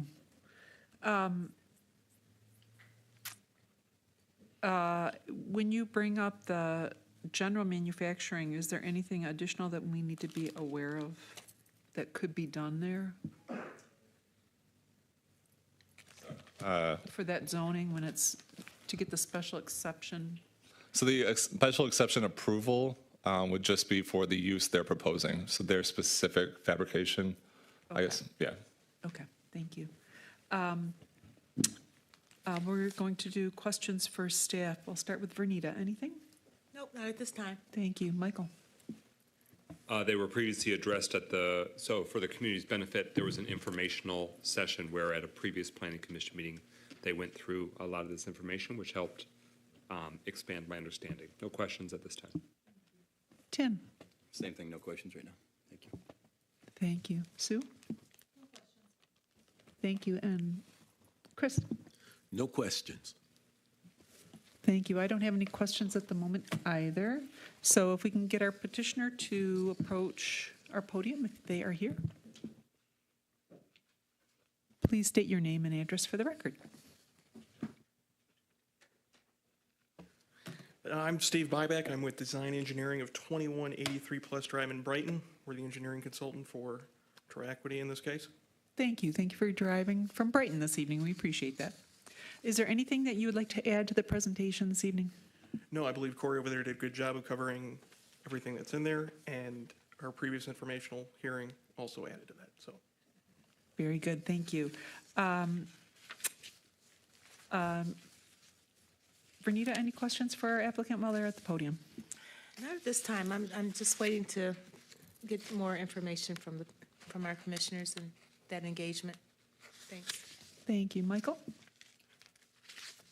As we stated before, thank you very much for choosing Pontiac and investing in Pontiac. I was curious, is there any unique challenges with the site as it relates to the former railroad use? Or is it pretty well, I won't say the word turnkey because that's absurd, but that it's anything unique that you're confronting in terms of soils, contaminants, et cetera? This is a unique one where I've seen a former rail yard, and I'm really grateful that we are reimagining this land and it doesn't just stay dormant and not bringing valuable use and job opportunities to Pontiac. So, Well, as you stated, there's always concerns with rail yards for contamination like that, but we have no record of any specific contamination. There are piles of debris and excess material on the site that'll have to be removed. It's just chunks of concrete and brick that are reflected on our topographic survey, but as far as we know, there's no environmental hazards. We did have an environmental study done, Okay. too, that, again, performed all the reasonable tests and produced no results for contamination. And in the facilities that you have now, is it a similar sort of general manufacturing designation, or would this sort of be a higher or more intense use than you've had in other municipalities in the metropolitan Detroit region? This shouldn't be a particularly intense use. I might want to pass this question over to Adam Lasker here from Detroit Equity yourself, because you probably have more experience with the manufacturing process directly than I do. And I think you shared before, this would be this would be an expansion of your current facilities, correct? Yes, sir. Okay, great. And it's not going to be any different than what it's actually intended for as of right now. So Could you please state your name and address for the record? Adam Lasker, 23720 DeQuinder Road, Thank Warren, you. Michigan. Thank you. That concludes my questions, but just again, thank you for investing in Pontiac and Pontiac's people. Tim, anything? No questions. Thank you. Sue? No questions. Chris? No questions. Thank you. I have a question. I wasn't at the meeting when you were going through the overview of everything. First of all, thank you for bringing your business to Pontiac. It's not next door to Warren. So thank you for finding us. This is an expansion, you said. How many people will be at this facility, do you think, as employees? Adam, what was the number? We're starting with 50 and hoping to be up to like 100. Yep, Okay. 50 to 100 eventually. Great. And then you're still maintaining the business in the Warren location? No, the whole facility will be moved in here. Oh, great. Excuse me, sorry, if you're going to be answering questions, could you be at the microphone so it can be recorded? Yeah, thank you. I appreciate that. Again, I wasn't at the last meeting, so I didn't hear all your good information. No, the whole entire facility will be moving here. Wonderful. So are you expanding as well when you come to that location? Yes, ma'am. Okay. How did you find this little sliver of land tucked in the woods? The internet does a lot of things, so that's the best answer I can give. Search for a sliver of land. That's right. And it popped up. The envelope that you're going to be building in, can you bring up the aerial on this, please? Thank you. There it is. That's fine. Okay. So when you are accessing from Telegraph, is it going to be that you're taking out some of the trees, or will you be where it's already dirt, do you think? You can kind of see in that aerial picture that there's a cell phone tower on site, Yes. and there is an existing drive access to it that Okay. is cut into the trees. Yep. That'll get expanded for this larger drive that's bigger than a two-track as it Okay. is right now, but we plan to keep most of the trees. Okay. Corey, can you go back to the site plan sheet? Yeah, it might be hard to see, but those squiggle lines on the top left of that image Yeah. is the remaining tree line that we'll keep. Oh, okay. So we're planning on keeping most of it. Great. And if I may add, and this was more site plan, so I didn't discuss it at this point, but a tree survey was conducted by the applicant, and they are compliant with the woodland ordinance. Thank you for that. I do not have any other questions at the moment, so what I'm going to do is I'm going to open this up to public hearing. So if you want to take a quick seat. And again, what we'll do is we'll allow you 3 minutes to state your thoughts, and we will aggregate any questions that you have, and after we close public hearing, we will ask the petitioner the questions that you may have. So I'm going to open public hearing. Please state your name and address for the record. Please come approach the podium and state your name and address for the record. Good evening.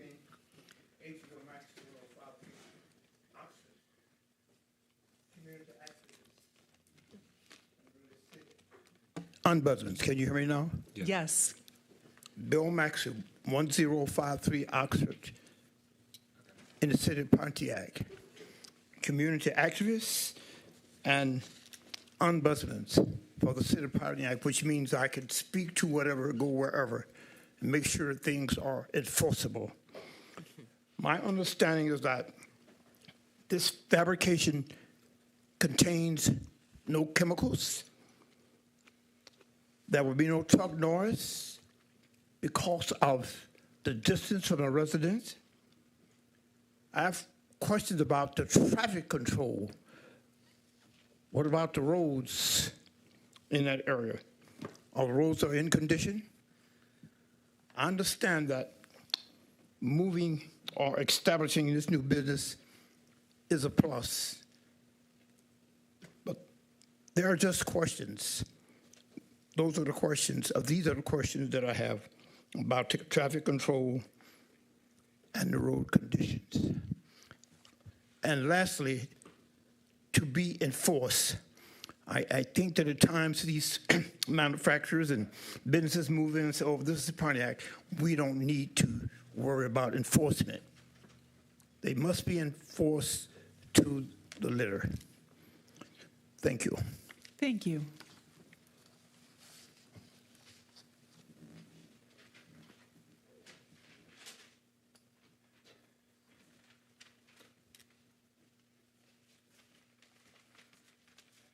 Good evening again, Robert Bay, Assistant District Counsel. I just have one question. Does this fabricating company, are they going to have any air emissions that's coming out since they're dealing with heat, or will they be dealing with heat? Thank you. Thank you for your question.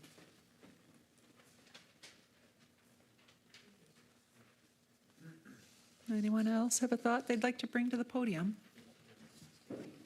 All right, then I'm going to close public hearing.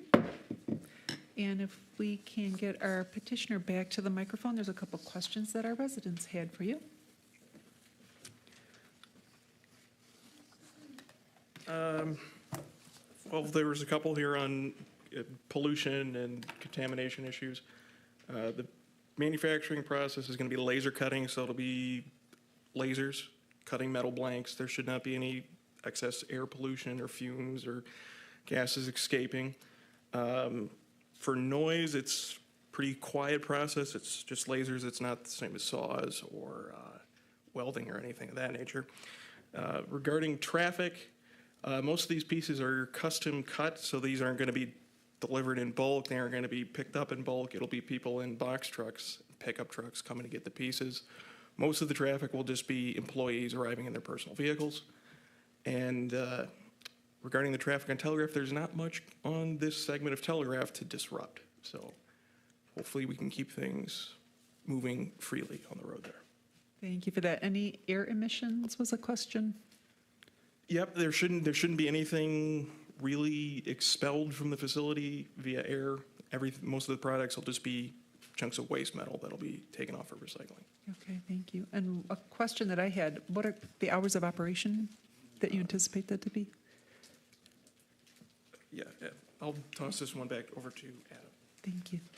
We run 20 hours a day, 5 days a week. Okay, all right. But it's quiet, so no one would even know? Yeah. Okay, great, thank you. If you want to stay right there, Vernita, do you have any questions for our petitioner? Did you close public hearing? Oh, I'm sorry. Yeah, I did. Okay. Yeah, I did. Vernita? I just wanted to ask about the employee size and if you're hiring, are you giving consideration to hiring in Pontiac? Yes. Good. Yeah, like you said, you're planning on expanding from 50 to 100, so there'll Yeah. be new positions. Perfect. That's it. Thank you. Michael? Thank you very much for answering our neighbors' questions, and nothing further at this time. Tim? No comments. No comments. Thank you for coming to Pontiac. I imagine the laser cutting operation is probably one of those computer-controlled type of operations and stuff. It's a CNC control operation. CNC, okay. And I asked that thinking that we have OCC, Auburn Hills, which has a great program out there, and I throw that out for anyone listening. Opportunities are really opening up every day, and they're opening up here, right here in Pontiac, and thank you. Thank you, Christopher. I don't have any questions either. This sounds very exciting to me. Thank you for considering us. I'm happy that this is happening. Hey, So- Madam Chair, can I just say one thing for Planning Commission in the record? Yes, please. This special exception tonight is for what they are proposing, but there is future development that could occur in the if they decided to expand their operations.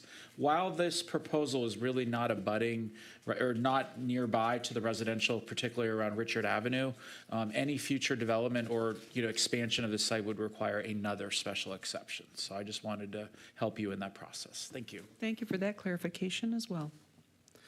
I think we are ready for a motion. Anybody? I move to approve the requested special exception for a general manufacturing facility at 1420 North Telegraph based on the findings of fact identified in the staff report and with the condition outlined in the staff report. Second. Thank you. Roll call, please. Commissioner Sinclair, Yes to approve? Commissioner McGinnis, Yes to approve. Commissioner Northcross, Yes to approve. Commissioner Shepard, Yes to approve. Commissioner Duval, Yes to approve. Commissioner Parlov. Yes to approve. Congratulations. Thank you, Commissioners. Thank you.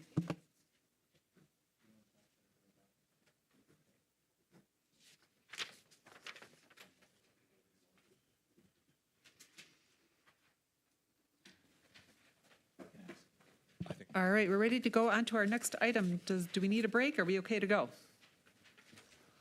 Typically, and we didn't do this when we were setting the agenda earlier, but typically we would put the site plan right after the special exception. Okay. Is that something the board is interested in, or should we continue with the agenda as outlined? If it's welcomed, I'll make a motion to suspend the rules. That way we can take up the site plan review for this same project, 1420 North Telegraph, now. So I am we'd be in support. reordering the agenda by suspending the rules, as long as the city attorney thinks that's cool. I support. Two. Absolutely. Whoever supports. Sorry, who was the support? North I'll Cross. support. North Cross supports.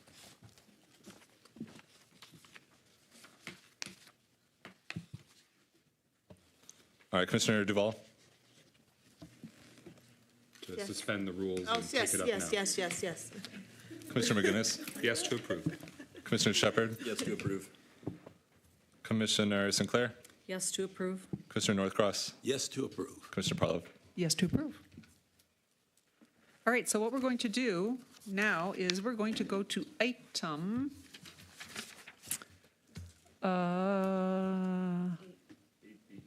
8B, which is the SPR 23-030 or 030. It's the site plan review for the same site, 1420 North Telegraph Road.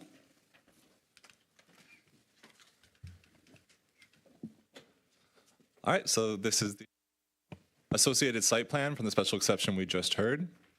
Again, this is the location. It's going to be off of Telegraph Road, adjacent to Richard Avenue and north of the train tracks. This is the zoning, which we already discussed. It's within a industrial area.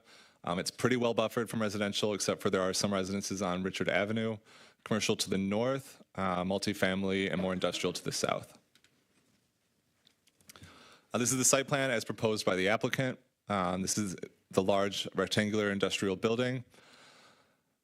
Parking will be to the south here, as well as to the west here.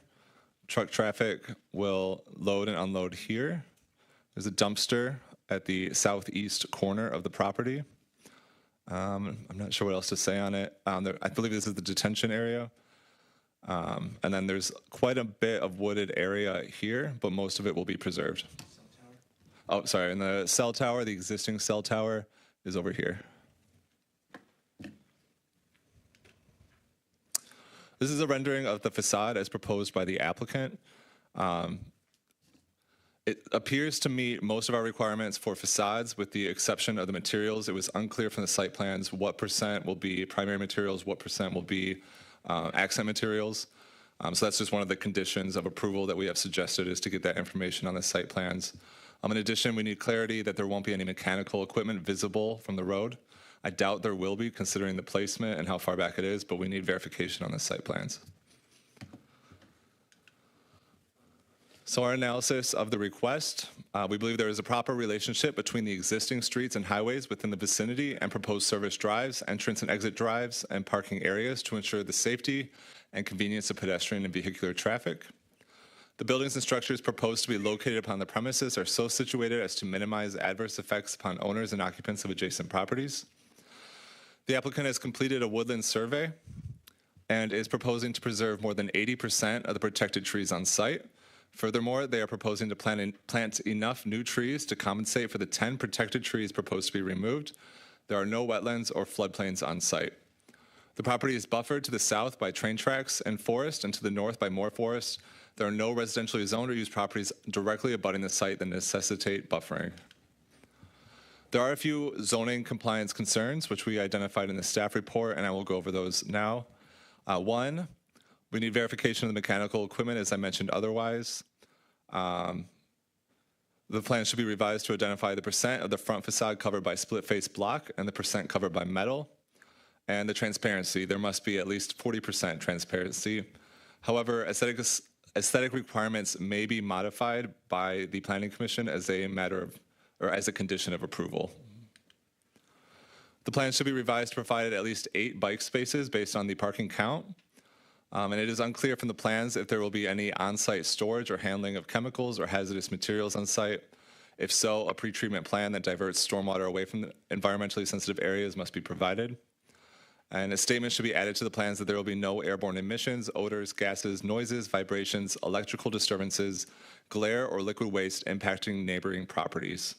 Most of these are notations or information that has to be added to the plans. The only real concerns are in regards to the facade, but that's up to the Planning Commission on whether you're good with the design they're proposing and the bike spaces. In regards to the standards of approval, in regards to circulation, we believe there's a proper relationship between the existing streets and highways. In terms of buildings, staff feels that the buildings and structures proposed to be located upon the premises are so situated as to minimize adverse effects. Natural features, as many natural features of the landscape shall be retained as possible where they furnish a barrier screen or buffer between the project and adjoining properties used for dissimilar purposes. We believe they're compliant with all this and they meet the Woodlands Ordinance requirements. In terms of site layout and screening, any adverse effects of the proposed development and activities emanating therefrom that affect adjoining residents or owners shall be minimized by appropriate screening, fencing, landscaping, setback, and location of buildings. We believe they are compliant with this. And then in terms of compliance with the zoning ordinance, I outlined previously what has to be addressed in order to become compliant with the zoning ordinance. And so with that, staff recommendation is approval with 6 conditions. 1, the applicant will need to provide or comply with any conditions of the associated special exception permit. 2, the plan shall be revised to meet the design requirements for facades. 3, the applicant shall combine all parcels associated with this development into one parcel before issuance of the final site plan. 8 bike spaces will be provided. The site plan shall be revised to verify there will be no mechanical equipment visible from the street. And if any hazardous materials are proposed to be stored on site, the applicant will provide a hazardous materials mitigation plan to the city for approval. And with that, our sample motions. Are there any questions for me? Thank you for all of that great information. Vernita, questions? Michael? Thank you for that. So are there multiple parcels presently that need to be converted into one? Yep, so there's another parcel over here, separate from this parcel here. And the road, as you can, I think this is the parcel line here. The access drive cuts across both parcels. And does that pose any problems for the property owner? The property owner has shaken their head in the negative. That's good to know. And so you own that other property then? Yes. And so they've confirmed that they own that other property? Sorry, I was trying to narrate it to prevent you from having to get up. Yes, we own them all. So you own the other parcels. It will not pose a problem for you to do that combined, or to make it to one parcel prior to the final site plan. Okay. And is the bike spaces a problem? No, sir. Okay. You're going to fabricate the metal yourselves? Depends on the price. It's easier to buy it sometimes. Yeah, touche, touche. And this is a question that you might know better than staff even. Telegraph, is it boulevarded right there at your entrance? I don't understand the question. Is there a median strip at where the entrance would be? I'll take over. Yeah, it is boulevarded through that area there. It's a relatively narrow boulevard. I don't even believe, it might have a very narrow strip of grass, if I remember correctly. It is not. So will anyone, employees or, the small deliveries or pickups, if they are traveling south on Telegraph, what would they have to do to get to you? Is there a turnaround? There's a turnaround about a mile down. Okay. Yeah, I believe there might even be one closer there for the access to the park site on the west side of Telegraph. I just have never thought about that because there's nothing right there now. I'm not servicing that cell phone tower, so I never think about how I need to turn that way. But just something that I wanted to take into consideration. I want to thank the staff, and I'm grateful that we have the staffing capacity with the planning division because you're very well versed in this application, the nuances. You know about the tree study, the woodland. It's great. I'm grateful to have those questions answered now versus saying, well, let's get back to it, and then we're not making a decision with all of that information. I'm really grateful that you've done those deep dives and are so well-versed with what the special exception permit is and the nuances with this particular site, and that's true for the site plan review as well. That concludes my questions, except to say for the city attorney, similar to our previous motion, if we, based on the findings of fact identified in the staff report and with the conditions outlined in the staff report, does that mean we've stated all those 6 without having to explicitly state it? Absolutely. I would say in this case, make sure you state with the conditions listed in the staff report. Okay. But yes, you would be covered there. Thank you. No more questions. Thank you, Michael. Tim? No questions. Thank you. Sue? No questions. And Chris? No questions. All right, thank you. Then I don't think I have anything. Oh, well, we needed to know about the facade. We need to touch on that. Go ahead. If I may, the conditions as outlined in the staff report and put on the PowerPoint assumes that you're not approving their revised design and they're going to have to come into compliance with it. If the commission is interested in approving their proposed design as is, you would just have to remove those conditions. So we'll take that out, but can we see this come back again for what they want to do or no? You're going to do I mean, you can require them to come back for final. You've done that to other cases in the past. So it's up to you how you want to handle that. Okay.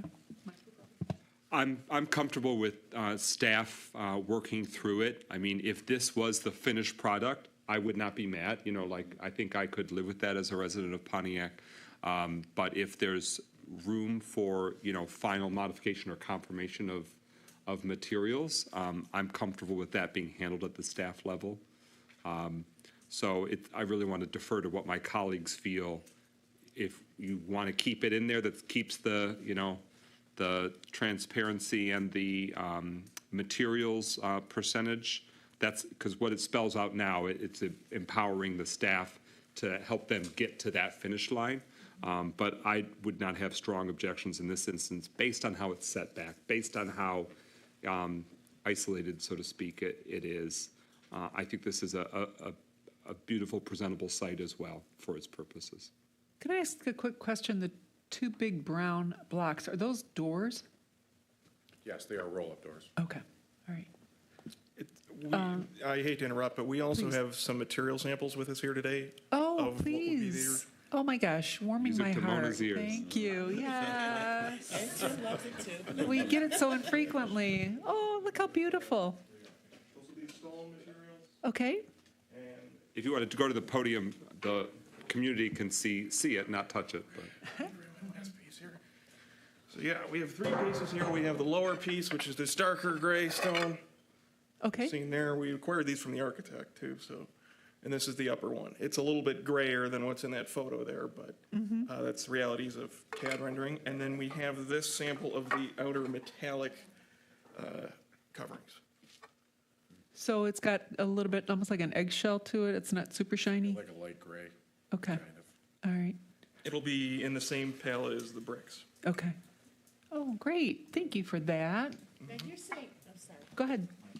You're saying gray, but it looks brown there. Is that just because it's a little distorted, or? It's a rendering, yeah. So Okay. they got as close Okay, as they I could s- get it without. It's the limitations of the software the architect is Perfect. using. Thank you. Michael, anything? No, I'm curious to hear from others if they feel comfortable with this current configuration or if we want to keep the higher standard that is built in that the city has already. Please, Tim. I'm comfortable with what Mike said. If we can keep it at staff level, I think that would be great. Save him some time. Sue. And Chris? I feel comfortable. All letting right. the staff put the final touches on it. Great, then we will keep that in that capacity. So it looks like we are ready for a motion. If I may, Go just ahead. clarity from staff's perspective on what you mean by that. So does that mean staff will work with the applicant to get them to comply with the ordinance requirements? And that's the will of the board, As opposed to a higher standard? as opposed to lowering the standards? No, we don't want to lower the standard. What Okay. you can do with them internally Can is do. what we're asking for. But we want to pull the condition out of this approval. Right, right. Okay. Motion. I can, I move to approve the requested no, I'll stop.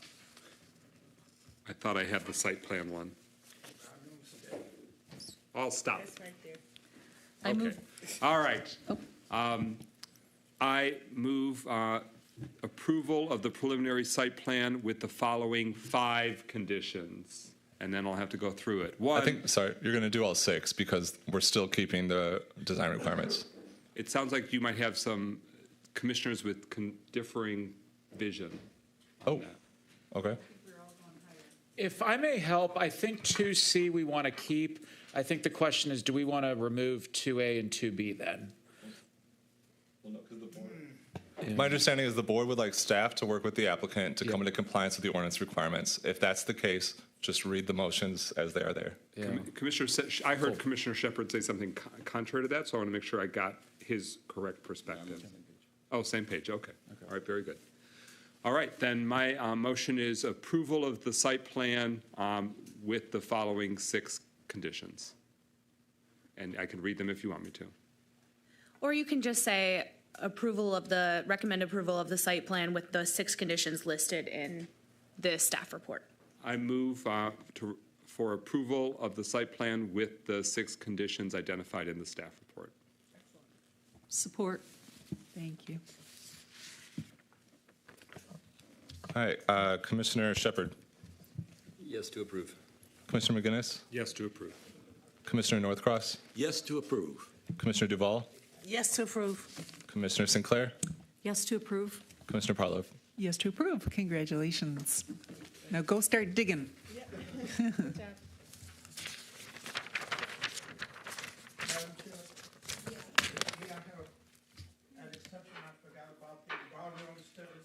Well, what we can do is we will take your comments when we have public comment. Okay. We'll take your comments at public comment. Thank you. Do you want to take a break, Corey, or can we move forward? It's up to Mark. He has the next presentation. You ready to go? All right. The next item we have on our agenda is another public hearing. This is Mr. Yandrick, our planning manager. He's going to talk about the zoning text and map amendment for the creation of a residential infill overlay district. Okay. So this is a zoning text and map amendment. It is a citywide ordinance to establish 3 overlay districts and create the regulations for a new residential infill overlay district. This is part of the 2024 process. There was an informational session at Planning Commission at the January meeting. Tonight is the public hearing for this, and it will require a minimum of 2 readings at City Council. So just to recap, and this has been shared before, under the 2014 master plan, which is still the current master plan, one of the future land use goals is to improve existing neighborhoods. A city is comprised of and defined by its neighborhoods. Strengthening the existing neighborhoods through blight removal, demolition, reinvestment, and business support will improve the image of the city and, more importantly, the quality of life of all Pontiac residents.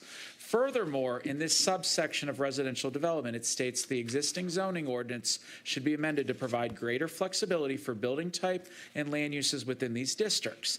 These standards should emphasize building form and outline acceptable materials and standards for each district. So really, this sets the tone for this ordinance that is being proposed.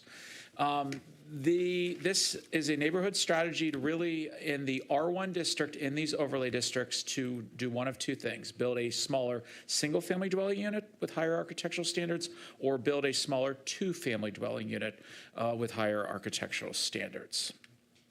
This is the map showing the three areas. The one is between Auburn and University, and Woodward and MLK.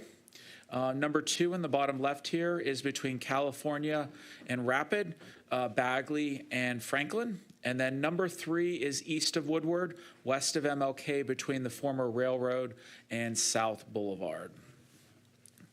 And it only applies to R1 zoning districts. There's a couple properties that may have a secondary zoning district, but that these areas are primarily zoned R1. The selection criteria for these three districts were the proximity to downtown and Woodward, the cluster of vacant lots, many owned by the city or county, the household income and residential property values were 10 to 30% below the Pontiac average. And the majority of these homes are between 800 and 1,400 square feet, so the reduced requirement will fall within the range of the existing house sizes. Now, these are the 6 highlights. So the city introduced this in the fall. It did not pass at the city council level, and I wanted to highlight the 6 changes. Number 1, we increased the minimum building size from 700 to 800 square feet. We are requiring trees to be planted or maintained on the property. Number 3, a property with a 2-family dwelling requires a recorded deed restriction requiring the property owner to reside on the property. Number 4, it modifies the boundary of one neighborhood within District 1 to include more properties that have a smaller lot width, and there are some vacant properties. Number 5, it added a 25-foot minimum driveway width for ingress and egress for 2-unit complexes only. And number 6, the proposed overlay zoning district would allow a modified calculation on 2-story units for the front facade garage area to account for the total width of both stories combined. So the regulations, as I've discussed before, again, the current minimum in the city is 1,200. This would be optional, but it would be 800 square feet if you invoke the overlay district. And there are several rules regarding the orientation of houses for interior lots and corner lots, but also the primary entrance for these structures should have a projecting or recessed entrance, a stoop or enclosed or covered porch, a transom and or side light window panel framing the door opening, or an architectural trim framing the door opening. 2-family dwellings are allowed on individual lots within this overlay district, where normally in an R1 district you would only be permitted 1 lot. Now, to continue on with some of the architecture, it must include the following design elements: facade modulation, which is different architectural elements that break up the massing of a wall, and this could be done in multiple ways. Number 2, entry features that are dominant elements facing the street. And number 3, utilization of a variety of high-quality materials that are new to the neighborhood and or complementary to the surrounding neighborhood. In addition to those 3 items, the applicant shall choose 2 other design items or options from the following list. 1 is architectural articulation in walls and roofs. 2 is a covered entry porch. 3 is a 2nd-story step back or modulation. Or 4 is a larger area of windows used as an architectural feature compared to other structures in the neighborhood on the front and side facades of the principal structure. So an example of using windows is in the following exhibit here.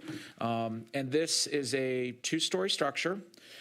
You have the garage space, which does not count towards floor area on the base floor here, but these windows and the porch satisfy the requirements for those architectural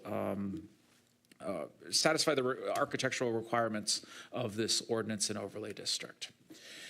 This was discussed in the fall and is continuing on, but natural materials of brick and stone are encouraged on these buildings.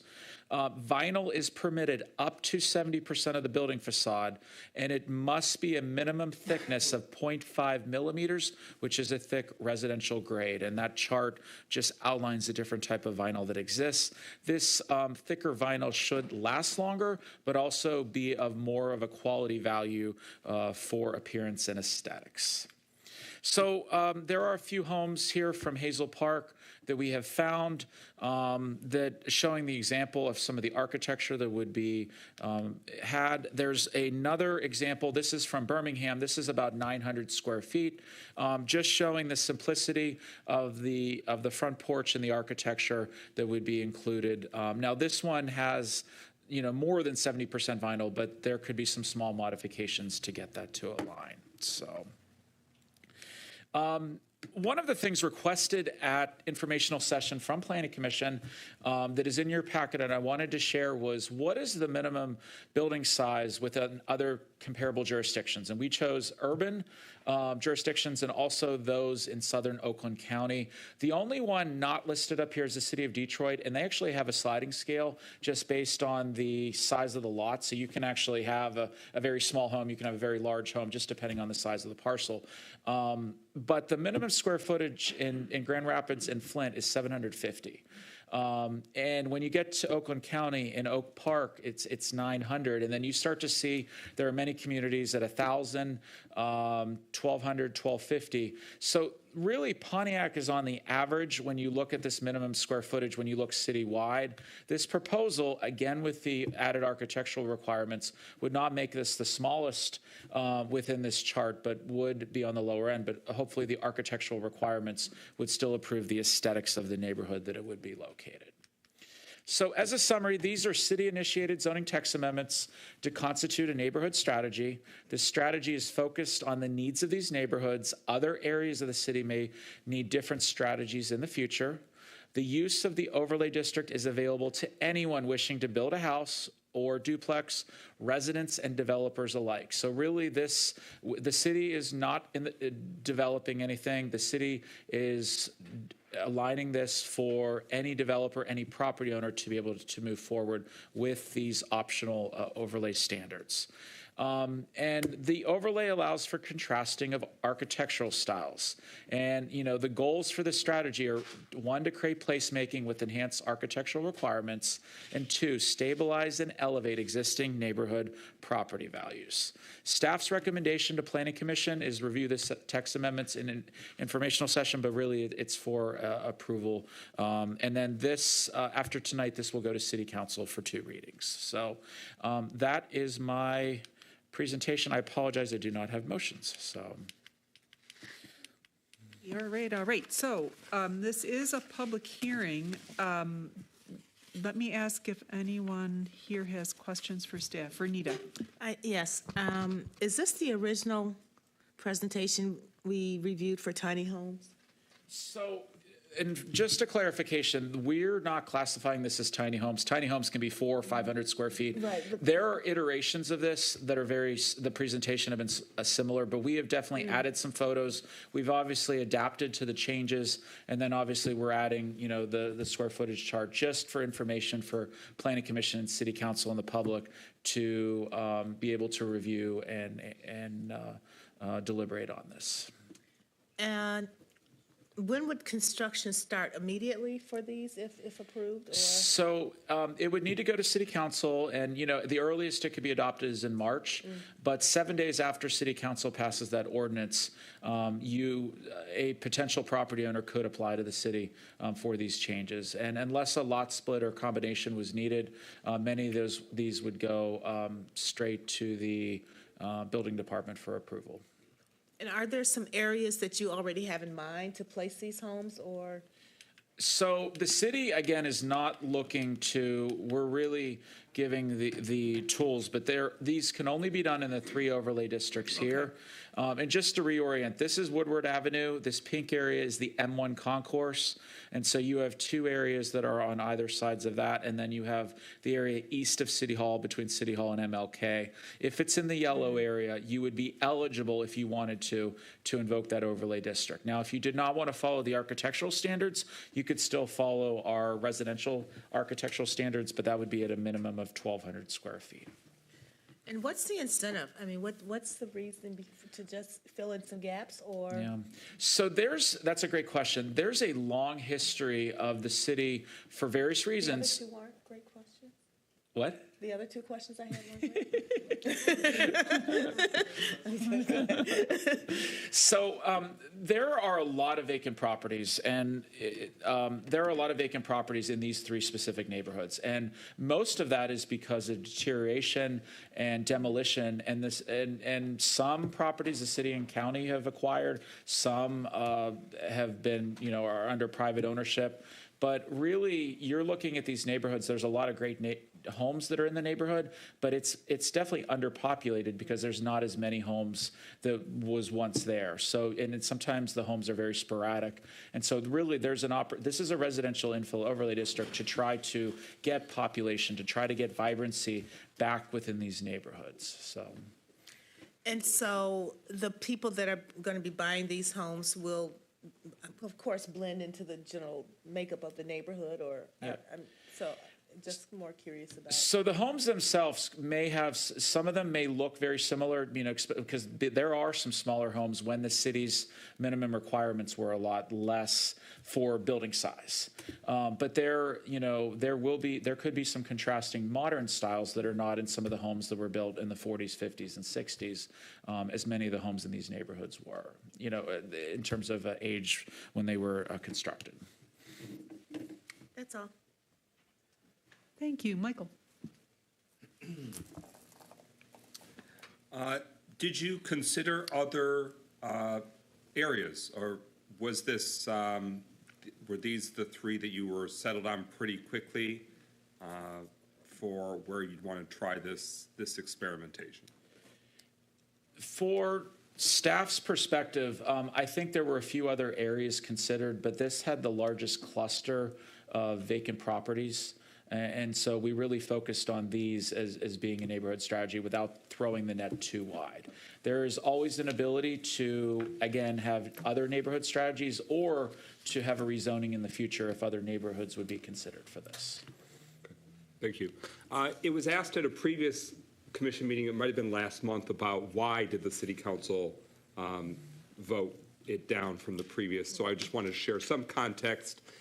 There were 6 council members present, so 3 were in favor, 3 opposed. So since it didn't reach 4, it failed due to lack of a majority.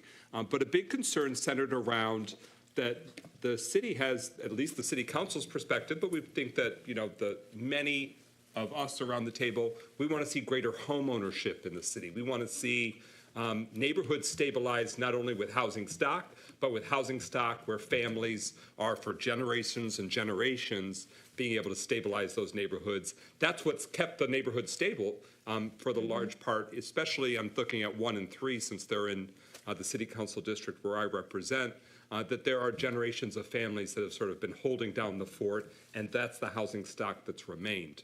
I appreciate that this can provide some replacement of property, of home options that were really decimated in the Great Recession and the financial crisis and the housing crisis, because when the city demolished over 1,000 homes, I can think of many dozens of them in each of these highlighted areas where those homes were demolished.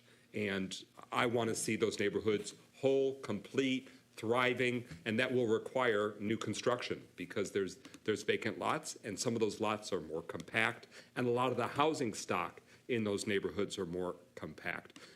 But I'm digressing to rationale. I just want to share that was one of the big considerations, because there had been, what first even prompted this consideration was that a prospective private property owner was looking to build rental properties and use this as a potential vehicle. Now, that wouldn't be for all the lots, probably wouldn't be for most of the lots, but that gave some city council members, rightfully so, pause to be like, is this just about trying to roll out more rental properties that'll be smaller, maybe lower quality. So that's why it's really important to have these safeguards on quality, construction, architectural standards, because we are not in the market here to try and give a glide path to low quality, low size rental, a glut of just, more rental properties. We're here to make housing options for families that can own and live and stay here.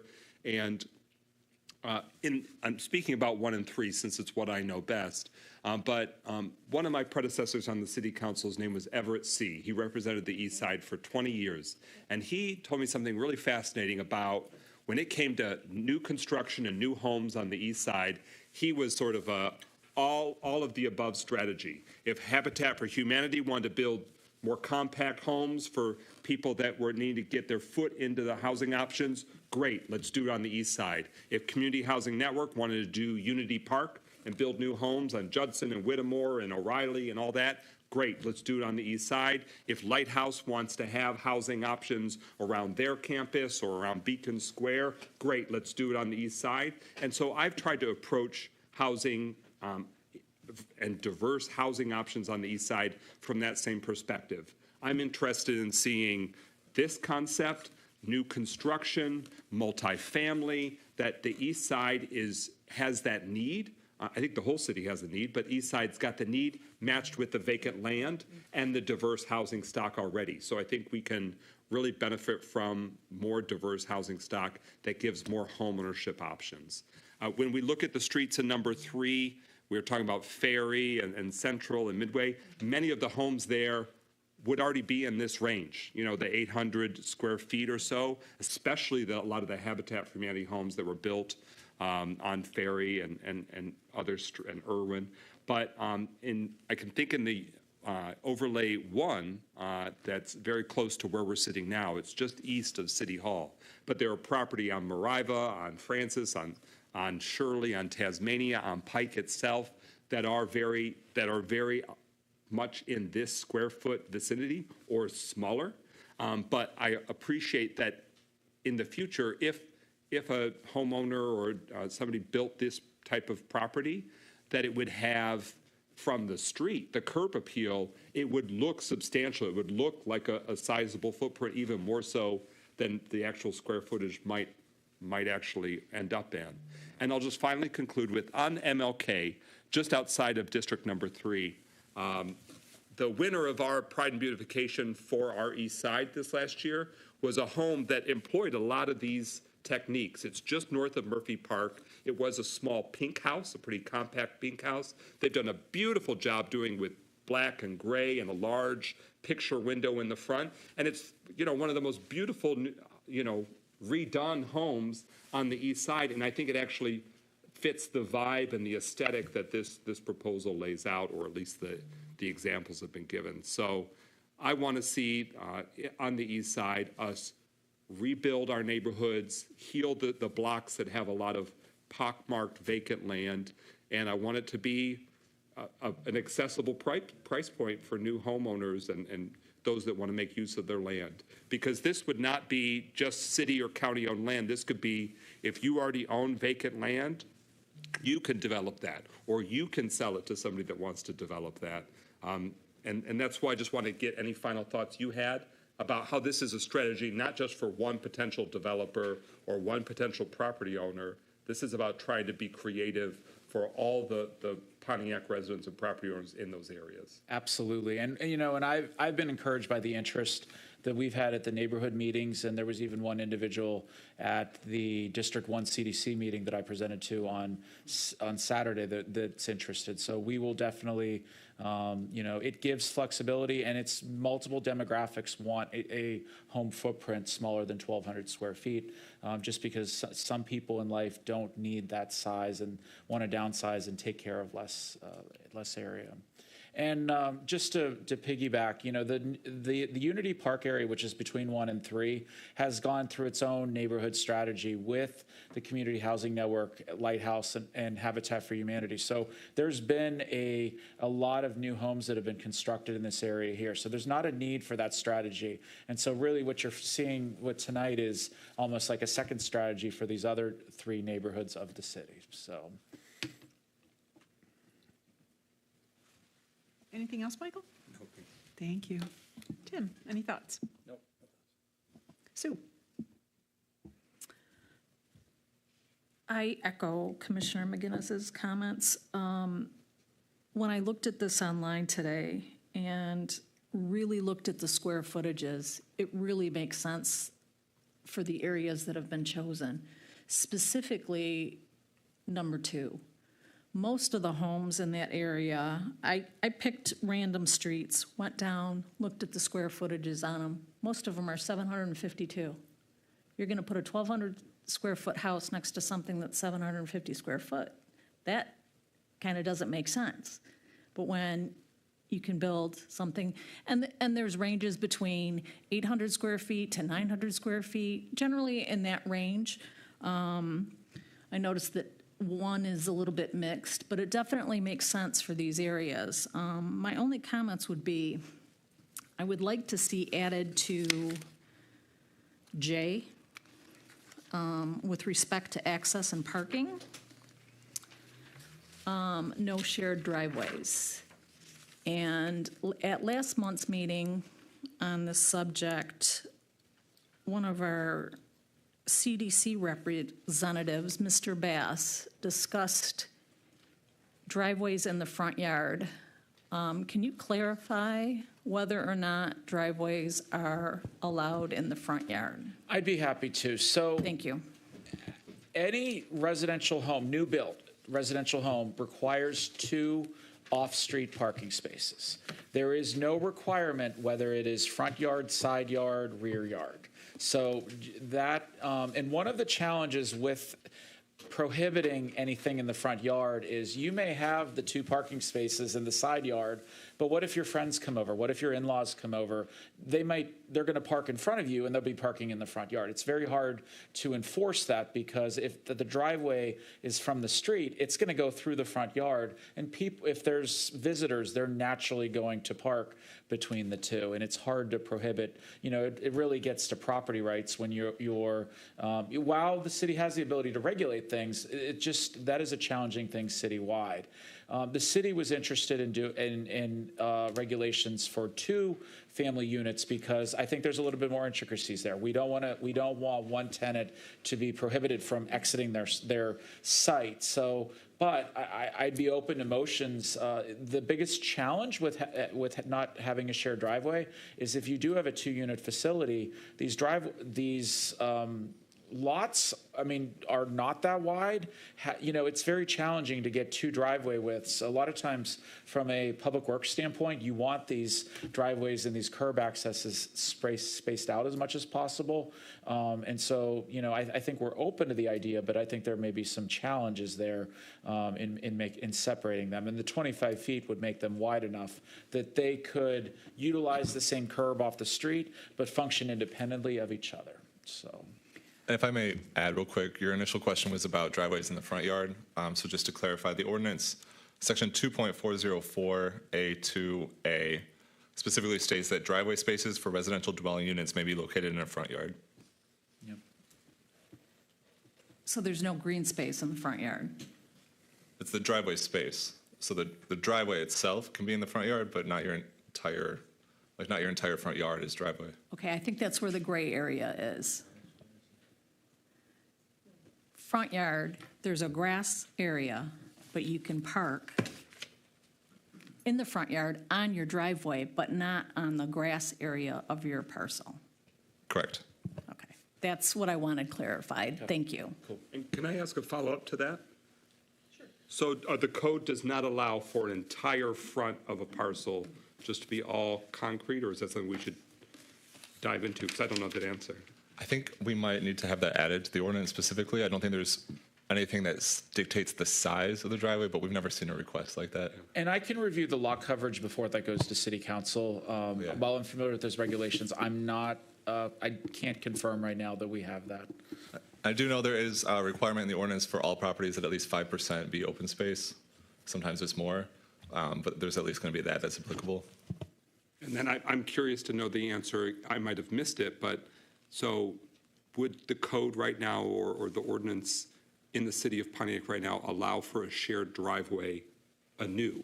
Because I know there's many of them. I have a shared driveway kind of situation with my neighbor for our 100-plus-year-old home. But let's say there's something new. Is there a new shared driveway that can pop onto the scene in Pontiac?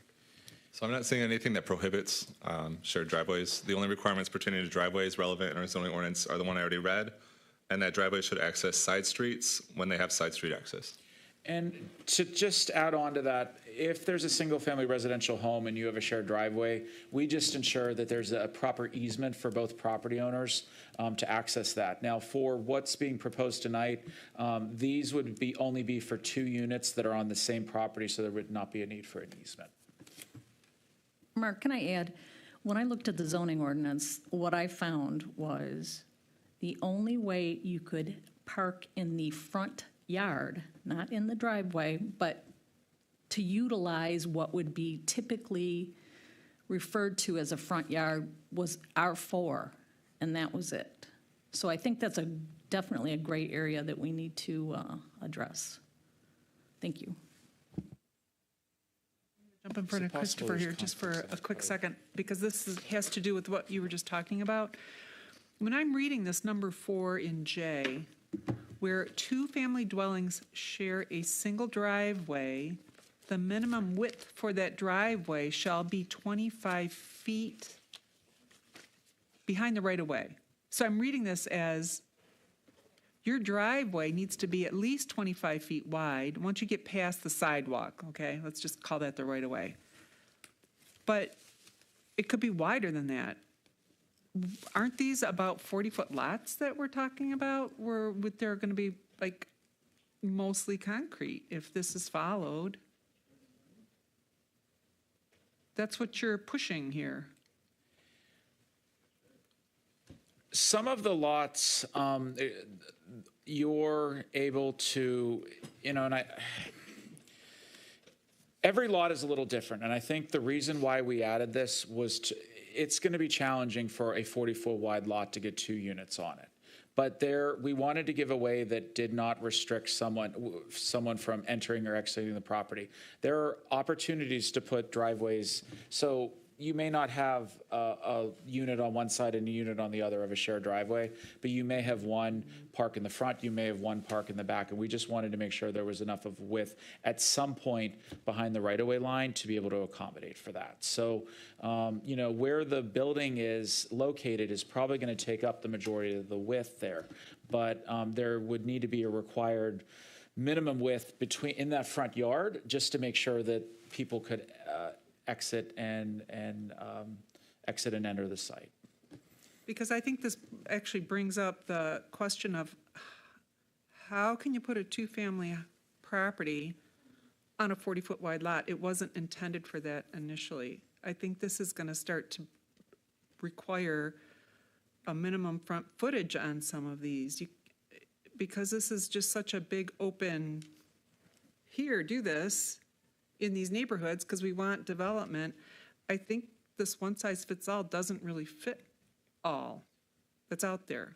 I think there needs to be more attention paid to these details because if we let this fly, there's going to be concrete driveways in these front yards. So I just wanted to throw that out there. I don't mean to step on anybody else's comments. I have some additional, but that was my thought. Okay, I'll get out of the way. Christopher, or I'm sorry, Sue, did you have anything more? Is there any way that could be revised? Because when you're doing a 25-foot driveway, the curb cut is just obviously should be 25 feet. Is there a way to possibly require a 25-foot apron in the rear of the home that allows almost a holding pattern. So if another resident is coming home at the same time, that would be less restrictful than a 25-foot driveway in its entirety. And I think it would maintain the feel of the street, because a 25-foot apron is significant, or curb cut is significant. That's like half the lot, if it's 40 feet, more than. Most residential curb cuts are usually about 10 to 12 feet, you know, and you know, a typical car is about 8 to 9, like just like a parking space is 8 to 9 feet wide. We could, and the challenge though is while some of these streets have alleys that a property owner could or tenant could access from the alley, the rear alley, many of these abut adjacent. There's no alley, and they, you know, so their entrance has to be on the street. You know, I think we'd be open to having a max. I think we'd be open to, you know, if we wanted to reduce it down to 20 feet instead of 25, that's definitely a possibility.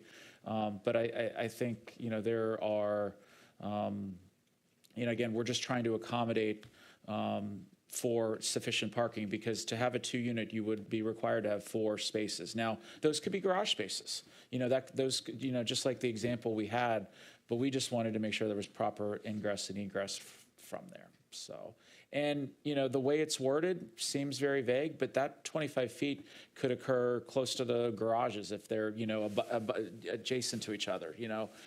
We just wanted to provide at some point that someone could actually get out, so.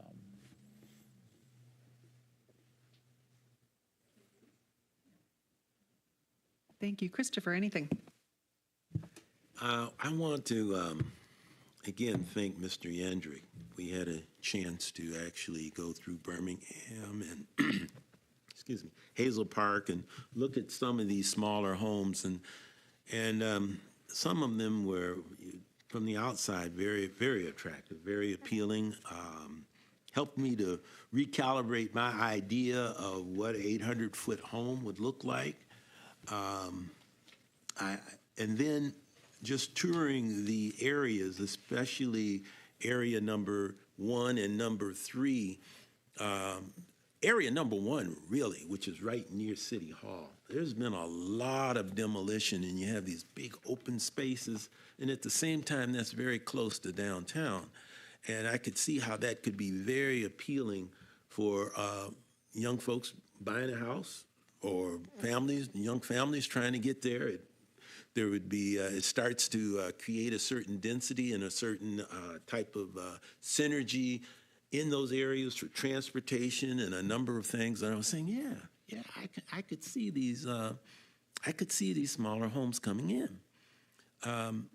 My one concern was when I sat down and I said, well, I saw what happened on Martin Luther King, just north of Murphy Park. Very, very attractive home. I started thinking, though,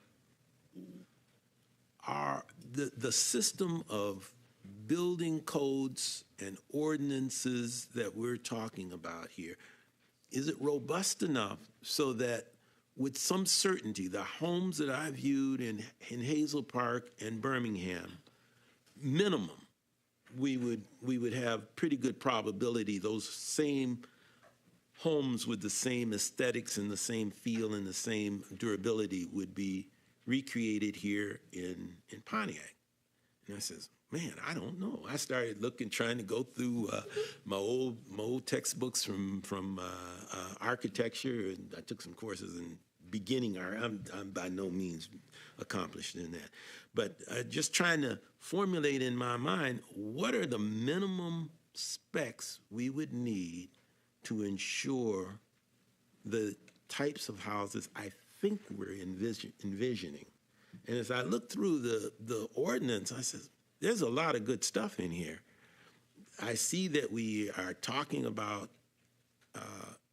architectural details and better materials and other items, but I says, gosh, I don't know.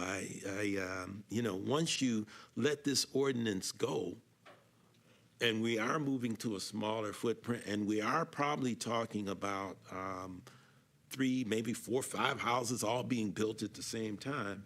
I'm saying, wow, I still have a little uncertainty in it. But at the same time, I recognize that we need to do something, you know. But I don't know. I'll let us go through public hearing, and I'll finish my comments. Thank you, Christopher. I've got a couple different concerns, but one that does not leave me is this, the elements of what are going to be required when the property is built. Higher architectural standard. It's encouraged to use better materials, but there's no minimums here. The only thing that we've talked about, I think, was 30% vinyl. Or 70% vinyl. And I just don't see this as a race to the top when we're leaving this so open to whatever someone wants to do. Well, I don't have enough money to put some stone on my house, so I'm just going to put the maximum amount of vinyl that I can. That doesn't help improve these neighborhoods. That's just going to be more the same, but it's a smaller property. So I think we need to really focus more on that part of this conversation as well, rather than just throwing it up in the air and letting whatever anybody wants to do whatever they want to do. Because unless you require it, it's not going to happen. And the little cute house you saw in Birmingham, there's a reason it looks like that. It's because they don't require 70% vinyl. Birmingham, and the house next to it is older. That house, I'm surprised, is still there, and it's not been torn down, and it's got a brick facade on it that's 3 times the size.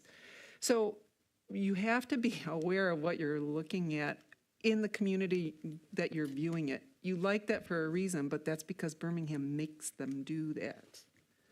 And they're wooden posts. You know, that's not a little vinyl wrapped post.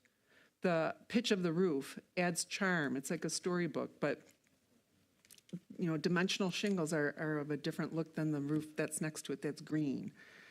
So I am totally supportive of smaller houses.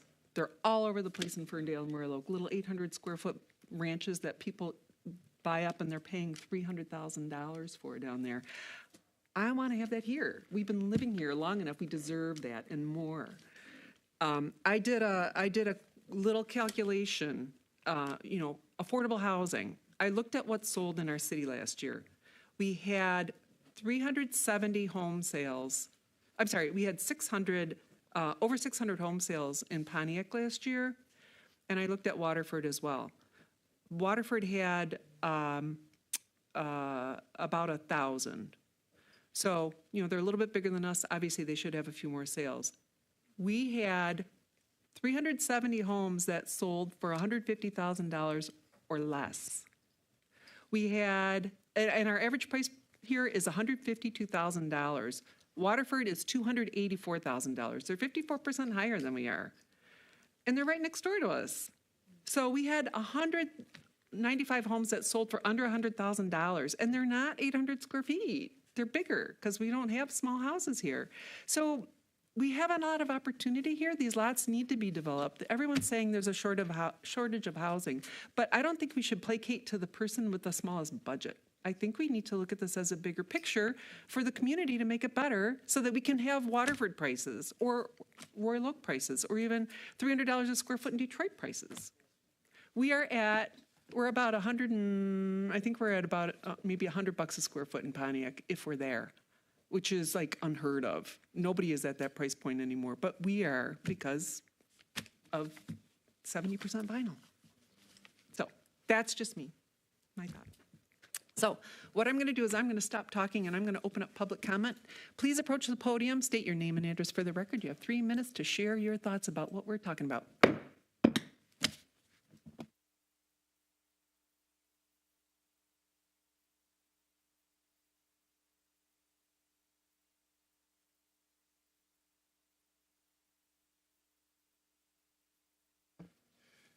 Good evening again. Robert Bass, Citizen District Council, located in District 1.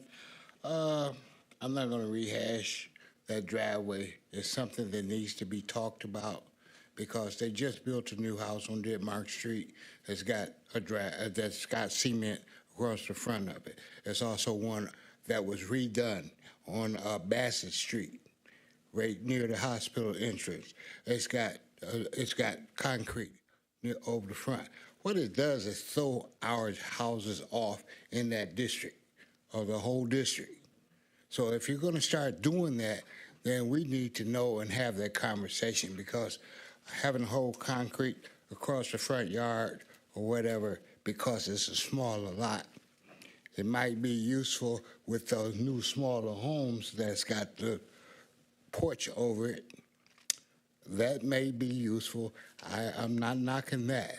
It's just the way these are done is throwing our district off, in my personal opinion. But at any rate, I like the plan. I like the plan before.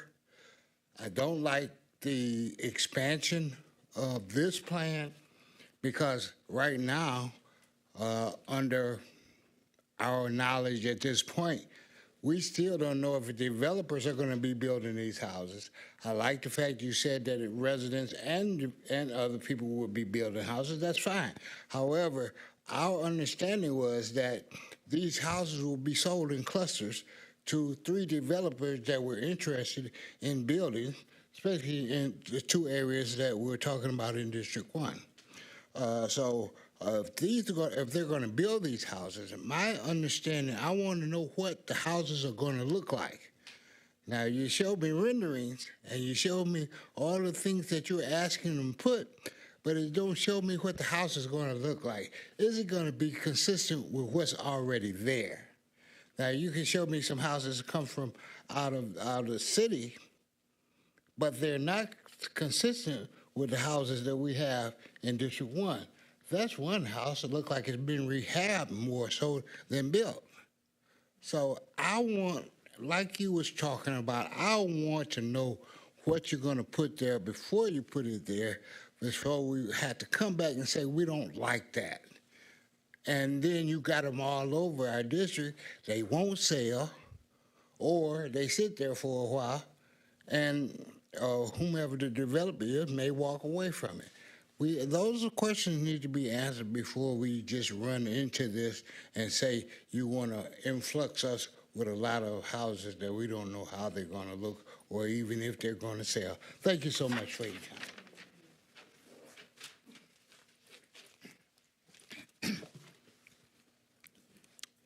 Again, my name is H.B.O. Maxey, 1053 Oxford. I understand that in America, we all want affordable homes. In fact, I go further to say that the new effort to build neighborhoods, to increase the look of neighborhoods, to give first-time home ownership for those who haven't had the opportunity to build their homes. I was looking at Latham Village, minimum square feet, 1,200, I believe. Man and wife income is approximately $2,000, 1,200 square feet minimum, plus they can afford it. When you look at the minimum income, maybe I won't use maximum, but medium income, $36,000 a year for the man.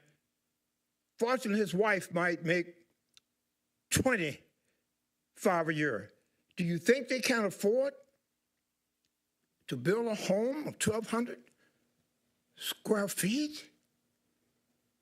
Do you think that? And if I was building a home and had an income of approximately $200,000 between my wife and I would be joining the community that had houses with 1,200 square feet beginning. But here in Pontiac, we want to give our first-time buyers, first-time home seekers, an opportunity. Now, it's no compromise in the material. We have several lots together, say maybe 10 or 15 lots, first-time buyers. The homes are going to look alike. The material is not going to be compromised whatsoever. But I can almost guarantee you that a 1,200 square feet home will not be in this particular location.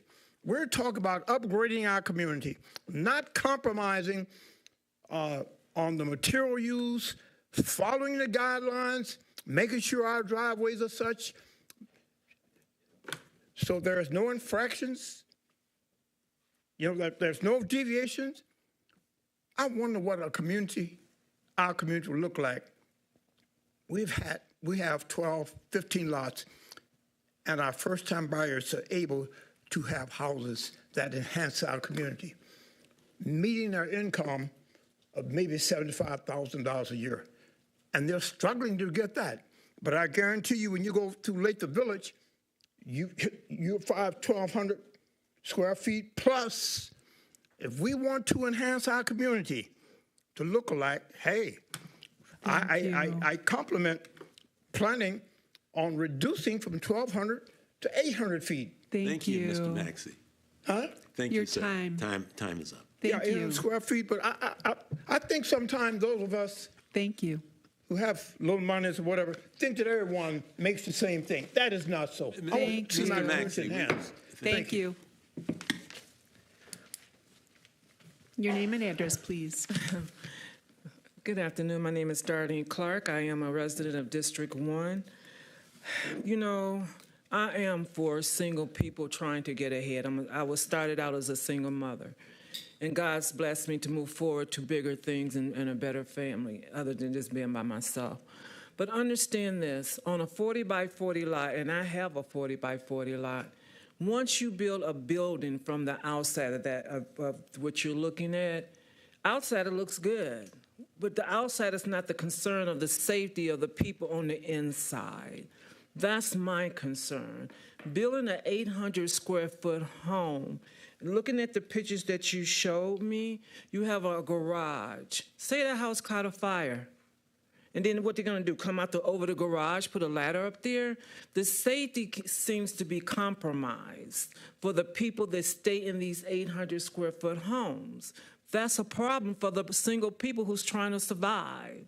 You have a furnace that's in a little utility room. What if that furnace blow up? What if a child get a hold of that furnace or a hot water tank in 800 square feet? I'm not saying that don't build it. Now, if you want to put 800 to 900 square foot homes, these are apartment-looking homes. Put them in a community where you're consistent on a whole block with that.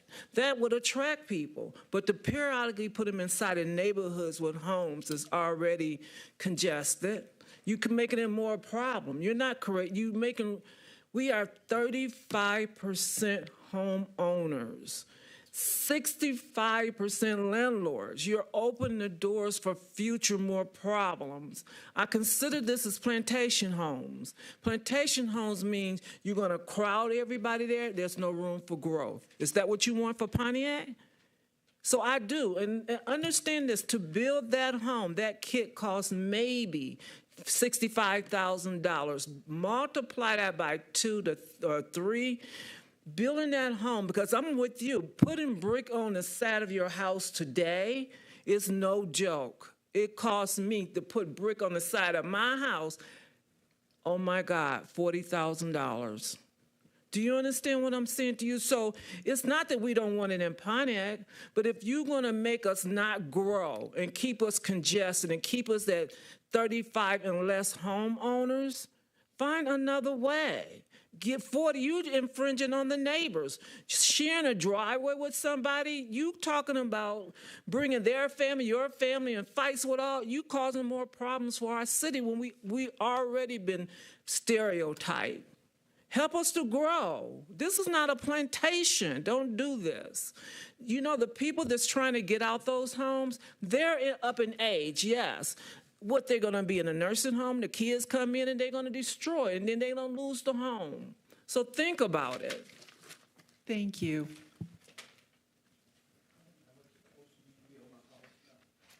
Is there anyone else who'd like to share a thought? Okay, I'm going to close public hearing. How how about if I go to Bernita? Any final thoughts? I can't remember your name, but I tend to agree. I think that bunching people together, forcing them to try to get along is not going to work. I think that there's a lot of problems with, and for whatever reason, as it is, and we're expecting neighbors to get along and forcing them under those cramped conditions, especially when it comes to cars and where you park. That's a big thing for people. And I'm just not there yet. I'm not there. That's it. Thank you. Thank you. Mike?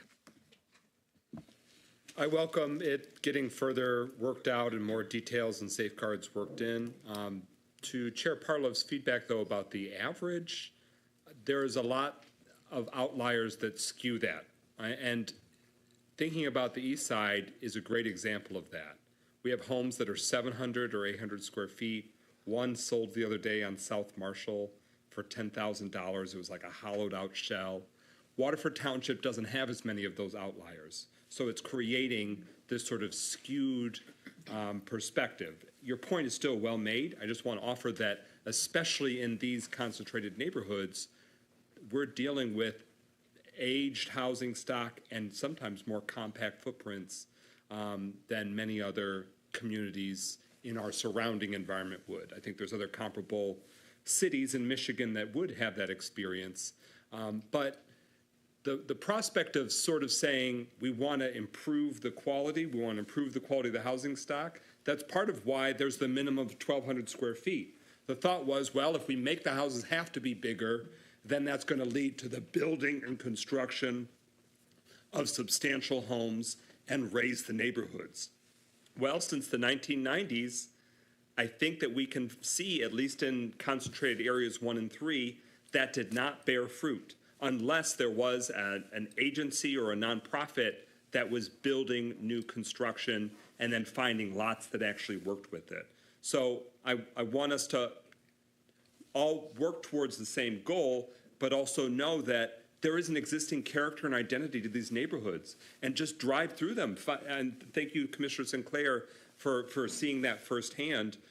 Drive through all of the respective blocks and see if we are going to close the door on growth in these neighborhoods, or are going to shove the only way that something new can be built is if it's a McMansion or a mini McMansion. And that doesn't work for Mariva and Francis and Maine's and Michigan. I'm thinking about there's areas that have been hollowed out where there are still a few homes holding on, but then lot after lot after lot of vacant. And I don't think it's realistic for us to say it's got to be big or it's got to be high end, because otherwise over the last 30 years, 40 years, it'd be built, and it hasn't. So I welcome us figuring out creative ways to make the neighborhoods feel whole once again in concentrated areas. So I welcome working out the details more, but as the city council person for the east side of Pontiac, I do not think that every household every vacant lot needs to be built with a house that costs $300,000. I don't think, one, that's realistic in the current in market or the construction costs, but also I want Pontiac families, new or retained, to be able to get it at various price points that work to keep the neighborhood harmonious. And so I welcome ways that we could do that keeps the neighborhood identity and character strong, keeps the quality up, but is available for our neighbors at many price points. I welcome many price points, and I think that diverse housing stock can be a strength to our neighborhoods. Michael, Tim. So maybe I'm missing something, but we've spent hours and hours on this discussion. And unless I'm missing something, there's not developers chomping at the bit to come in and build houses for $250,000 that are 800 square feet. So I had an 800 square foot house that we topped out. We made it really nice and sold at the top of the market, $130,000, right? Didn't think we could get that. We're not going to get $250,000 for these houses. And it kind of appears that somebody's ready to try to build these things, and maybe I'm missing the point, but there isn't. and we're spending hours on this, and I guess I don't understand where we're going. I also see when you build a duplex or whatever you want to have, if I miss something, you have to be an owner-occupied unit. So we're saying that no investors can come in and do this. Do we really think that we're going to see a lot of that? I don't think so. I mean, that's as an investor, how many investors are going to come in and spend that kind of money and then live there when they're coming from Troy or Bloomfield or wherever else? So we need to draw that money in here, but I don't think we're going to see it. So it seems like we're spending a lot of time, and maybe I'm not understanding. Maybe there's a developer mark waiting, and you can tell me something because I don't get it. Just to add 2 points, we worked with the Carlisle Workman planning firm who worked with an architect on these standards. And again, to provide flexibility, not specific standards, but the estimation is this would be 10 to 15% above what say this was a 900 square foot home that was being proposed. The construction cost would be about 10 to 15% more based on what's in our architectural standards. So that really is a baseline to help build these smaller homes, but not bottom out. We want to see investment in these and reinvestment in these neighborhoods. So the existing homeowners that live there are going to see these nicer 10 to 15% add-on with the homes that's going to really not diminish their own property values. And the only data point that I have with a interested developer, not massive developer, couple properties that wants to build owner-occupied is right now pricing, his estimate would be 175 to 190, just under current costs and conditions and market. For an 800 square foot home. Yep, for about 900 square feet, yep. So he's telling you 175-ish with these encouraged exterior standards, but not, like, what is it? What does he give to the buyer? He's owner-occupied, right? Or, I mean, that's what he's saying. And you know pricing, right? So, no, well, I'm saying, how much of it, does he put brick on the front? What does he do? Well, is it all vinyl? Like, what is this? What's the makeup of the property? Because that's the rest of the conversation. He can say that he builds it for that, but what is it? Yeah, but part of it with architecture is, you don't just have natural materials in brick and stone, and you don't just have vinyl. Right. There's a lot of materials like lap siding and stuff like that. And, our staff's perspective was not to be too prescriptive because we wanted to give people the option here, but we did want to restrict the type of vinyl and how much, and that's what we've done in working with Planning Commission. But there's a lot of different materials, and 5 years from now, there could be additional materials based on science and technology, and we just wanted to provide that flexibility to introduce those modern materials. Did he answer your question? why we spent hours on this? No, what you're saying, what am I missing? I think I'm still missing it, but I don't, I mean, I'll leave that to everyone else, but I don't think we have consensus going on here anyway, so is this just a discussion, or are we trying to get a vote here? Mike said something great that I'll bring up again. He said there's all these vacant properties that we've left out there for people to develop, hoping, thinking that these pretty pictures and pretty, things that we've drawn are gonna happen, and they haven't. So this isn't an urgent thing, right? Like, we don't have 100 developers waiting in the sidelines to come start building right now. I understand we need resolution, but maybe there's we're spending a lot of time on something that I don't quite understand. Well, let me ask this question, because you said that the underlying basis remains, if someone doesn't want to build based on these guidelines that we're trying to establish, they can still go back to what the neighborhood would require. So when you look at this neighborhood, number 2, 40-foot lots, about 1,000 square foot for the houses in there as the basis. If a builder wants to pick up a lot and build in there, they can, with the minimum requirements. So we're not precluding anything. The opportunity exists, which is pretty much what you just said, and which isn't saying that it has to be a $200,000, $300,000 house that's being built for whatever comes next. But I think that I think there's a bigger conversation that we're not having. There's a reason that these properties are not being purchased by builders. There's a reason that they go to other locations. Our property values are where they are because of other things that are happening in the community. So when we're trying to fix the problem with the 800 square foot house with the exterior that is whatever it is, it's not necessarily going to suddenly spur land development and a land rush on all these vacant lots. And it's just a thought. Agreed. Okay. I'm sorry. Go ahead, Sue. I think we need to explore this more, obviously. And I'm going to go back to area number 2. If you go into that area, the houses that stand out on these streets are the 2-story ones, the ones that are 1,200 feet. We talk about overcrowding, but we have houses on these streets that are, and they're cookie cutter. They were obviously built by one developer at one time. The good majority of them are the same square footages, 752. Then you've got some that are 820. Currently, they can build a house right now at 1,200 square feet, and we talk about overcrowding. But with this ordinance, they could at least build something that's 750, 800. Currently, they can't do that. You build a 1,200 square foot house and next to a 800 square foot house, that's overcrowding. And as far as safety concerns go, I can respect that. We want a good quality housing stock here, and that's why we have building inspections and codes. I still agree with the shared driveway. I think that creates nothing but problems and devalues property, but I definitely think this needs to be readdressed. Thank you. Thank you, Sue. Chris? Yeah, I too say that we need to do something to address the lack of housing urgently.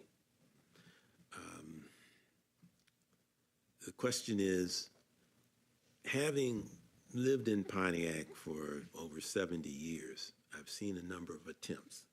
And I've seen some very unsuccessful attempts to bring in low-cost housing. That's some of the vacant lots that we're looking at today. Not all of them, but some of them are where we've had different folks come in and say, hey, I'm going to give you a low-cost house and this and that. Building standards, I understand, have really improved. My question is, though, just given what we're trying to do and what at least I'm envisioning, as I looked at the ordinance, I wasn't sure that the minimum would be acceptable. If somebody went to the minimum, would it be acceptable? Would it be acceptable if someone designed to the minimum? I remember some of my projects where, you know, they'd give me a list of specs, and given constraints and stuff, I'd often end up in some areas going right to the minimum, saying, are you sure that's the low? Because I'm going there, you know? But at the other hand, you know, you drive through some of these areas or better yet, you ride through on your bicycle. You have some large expanses where there's nothing there, and it's like near the heart of the city, and you're saying, this is prime. How is there something, and is there something that we need? Maybe this ordinance is sufficient, maybe it's not. I don't know if we've asked that question in a way to say that when you go to the minimum, it works. We might have to look at some demonstrations. We might have to look at working with some folks with some special dispensations to allow them to put something in place to allow us all to envision what's going there on a limited basis before we change everything. I don't know. We may have to do that. Another item about housing prices, a big factor in housing prices are the schools. The education facilities that are available. Now, unfortunately, throughout the United States, I'm editorializing here a little bit. We're starting to see given certain directions, public education being drugged down, and you also see housing prices being drugged down. But some areas, their public education systems are better than others. That's one factor. But when you do, if you do get the system together, you can get the housing. And if you got the housing, you have a chance of getting the systems together, the public school systems together. It can be kind of a synergistic effect. Maybe we need to look at this in in fact, I think we need to look at this in more of a systematic manner.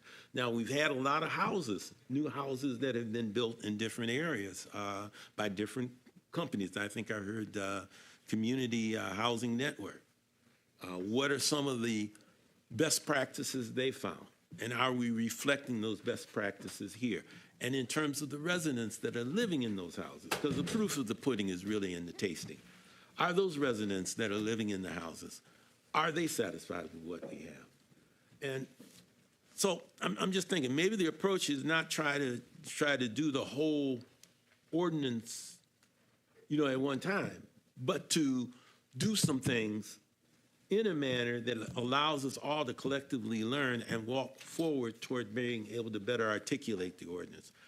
We also have in our master plan of 2014, way back when, that we were supposed to do a number of things for climate change. And for me, that translates into some of the building codes. Are the building codes that we have in place today adequate? Do we need to add in just a little bit more so that the houses, as they come in, they're substantial?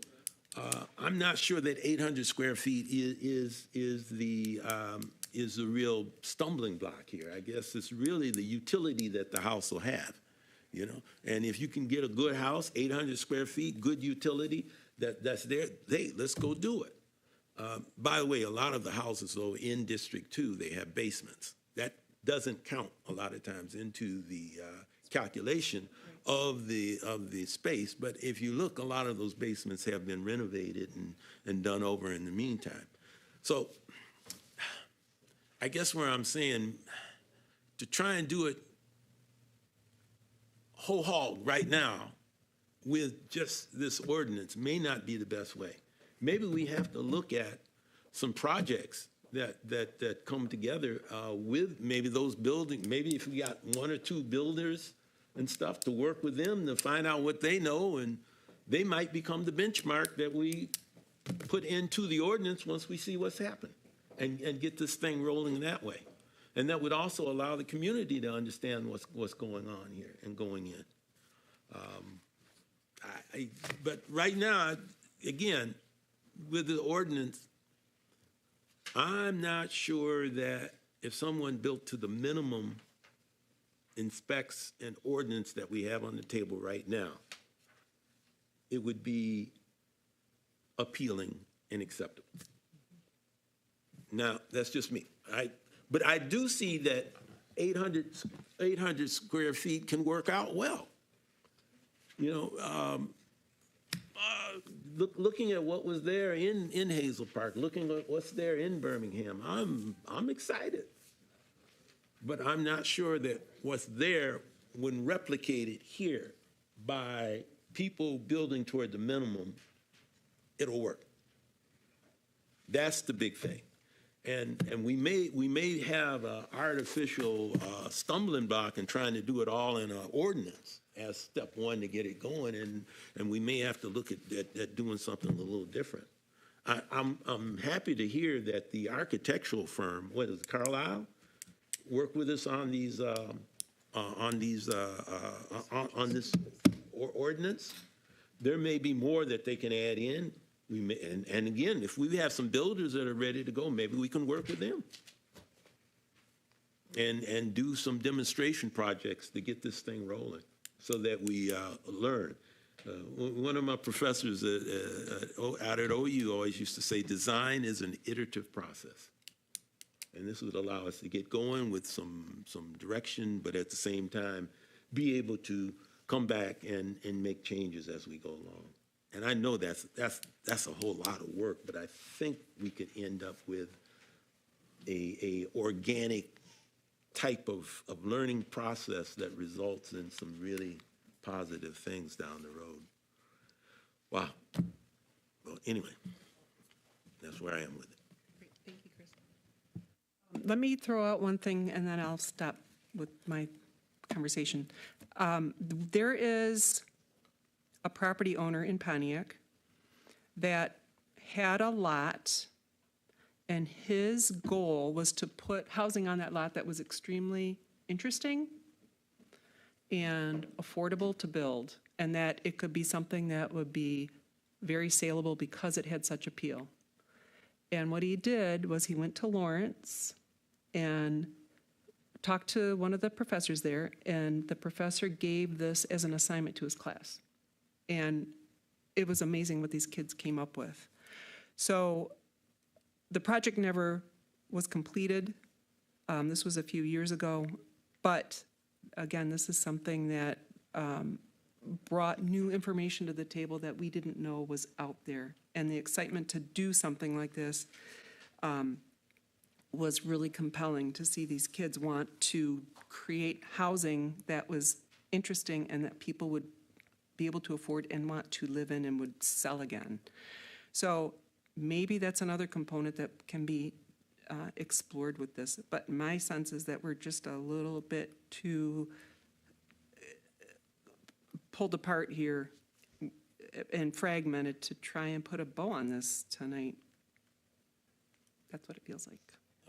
Chair, can I ask a question for you as chair for this? Yes. Staff and the city really need consensus on this item. Now, obviously, we've gotten feedback. There's definitely some criticism and some questions that are out here. But staff has presented this with goals in mind, with architectural standards in mind. If we're not there yet, if that's the consensus, I need consensus about how Planning Commission can work through this. I don't know if that's having an informational session where we're not talking, the Planning Commission's not talking as 7 individuals. We need to actually roll up the sleeves and work together. I shared this at informational session last month. I am at the pleasure of Planning Commission. I'm a little disappointed that I think there's a lot of new information coming out tonight. And this is public hearing. This is absolutely a good time to share that. But I want to make sure we're working as efficiently as we can as a staff and also as a Planning Commission. We have many applicants here that have been waiting 3 hours just to hear things. So, but I'm hoping that we can get some consensus tonight about what our next steps are to really discuss this further. So, I am very happy to talk about this in more detail. Whether it's when we're all sitting here, if we do something where we can meet separately to give you the direction that you need.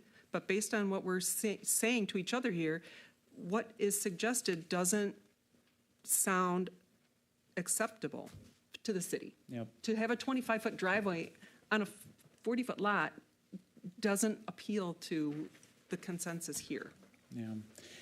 And I think part of it too, though, is a little higher up, not just the regulations, but I think we need to align on what the goals of the project are, you know, because I feel definitely from different members, there may be different there may be different goals and outcomes that could align from this. So we maybe need to focus on that before getting into the final architectural requirements there. So. Can we do a motion to table this? Is that helpful to you? Or do you want us to just say no? If the Planning Commission moves to recommend denial, then it would still go to council. Okay. If the Planning Commission recommends or moves to table the matter, then it would remain with Planning Commission. If the goal is for this to remain with Planning Commission or for the city to continue to workshop this and then bring something back before it goes to council, my recommendation would be to table it tonight. Okay. I just don't feel like we have enough good information to let City Council talk about it further.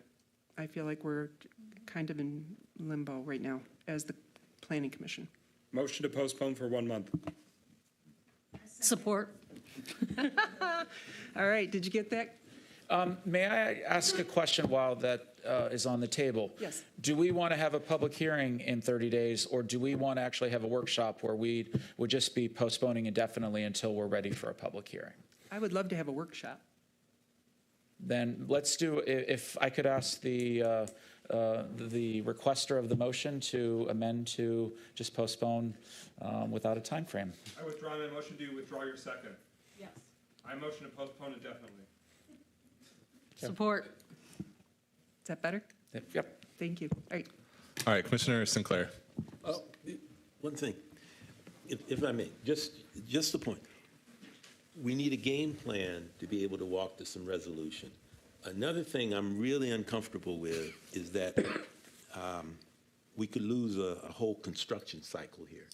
We're not losing anything. We don't have anything. Well, from the standpoint of losing a construction cycle, let's say the opportunity to start a construction cycle might go away unless we act, I'm not feeling rushed to start a construction cycle. Well, and the reason I say that, the faster we start, the faster we get houses in place. So I say all that to say it would behoove us to start to think about a plan of somehow walking toward resolution. What input do we want?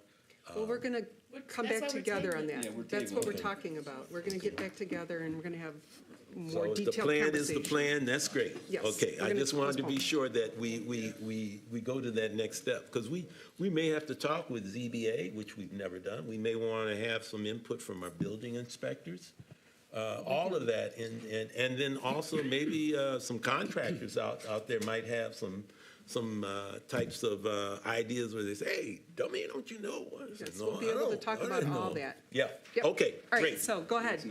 Commissioner Sinclair. Yes to approve? Commissioner Northcross.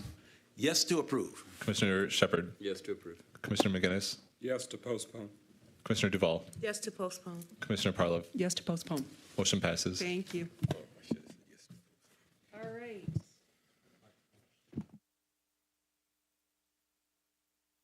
All right, we are going to move into what is now, Move public comment up, so it's Yes. after the public hearings, Do you want but me to- before the other items are. all right, so I'm going to open Yep. up public comment because that's on our agenda today at this point in our meeting. I'm going to open up public comment. You have 3 minutes. Please approach the podium, state your name and address for the record. Is there anything you want to say? Public comment about anything you want to talk about. You're welcome. Do you have to give your name and? Hit the little button. Are we also doing the name? Yes. Name and address for the record, please. You know, I ain't gave my address a lot of time. Darlene Clark, 506 Nebraska Avenue, District 1. Thank you. Understand Planning Commission. I've been here 70 years, all my life, born and raised. My parents have paid their way and have actually donated a lot to Pontiac and their business ventures. But the point is that we want Pontiac to grow. We want, whether you poor, whether you rich, whether you got an income of $10,000 a year, whether you got an income of $100,000 a year, it doesn't matter. What matters is that we need to clean up Pontiac in order to see the light, because we've been down too long. I understand, with all due respect, we want new homes for single people. I want them for single people. You understand what I'm saying? I want them for elderly people. But if you don't have a plan and category certain things, you're going to come out on the losing end. You're trying to squeeze people who's trying to progress to people who can't afford to keep up in progress. With that being done, you're going to infringe on somebody. May it be a single person living in a 1,200 square house to a person who's living in an 800 square feet with 5 kids. You infringing on the rights, and this is something Pontiac was known not to do. Now, just because we have open space, Birmingham is congested. From West Bloomfield, they overbuilt. Period. Little big houses taking out little houses. Houses that's $250,000 to $300,000, $500,000 homes being taken over by multi-million-dollar homes. Is there a win situation? No, because money talk. But in Pontiac, we are the dumping ground for everything, for all the rejects. We need to change that. We need to up our game, our priorities, our everything to bring in quality. Our schools is closing. The school system sucks. We look at reality. We don't have a school system. The stores is liquor stores. We don't have a Starbucks like Birmingham. We don't have all these nice stores go into and come out of. We have rejects. And if we constantly keep doing this, we're going to be a product of that. Do you understand what I'm saying? I like Starbucks. Trust me on that. I like Buddha Chris.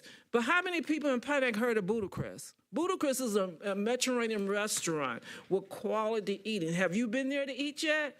No, because it's not in Pontiac because they won't come. So you understand what I'm saying? And I think a person with $10,000 income deserves a Starbucks. Thank you.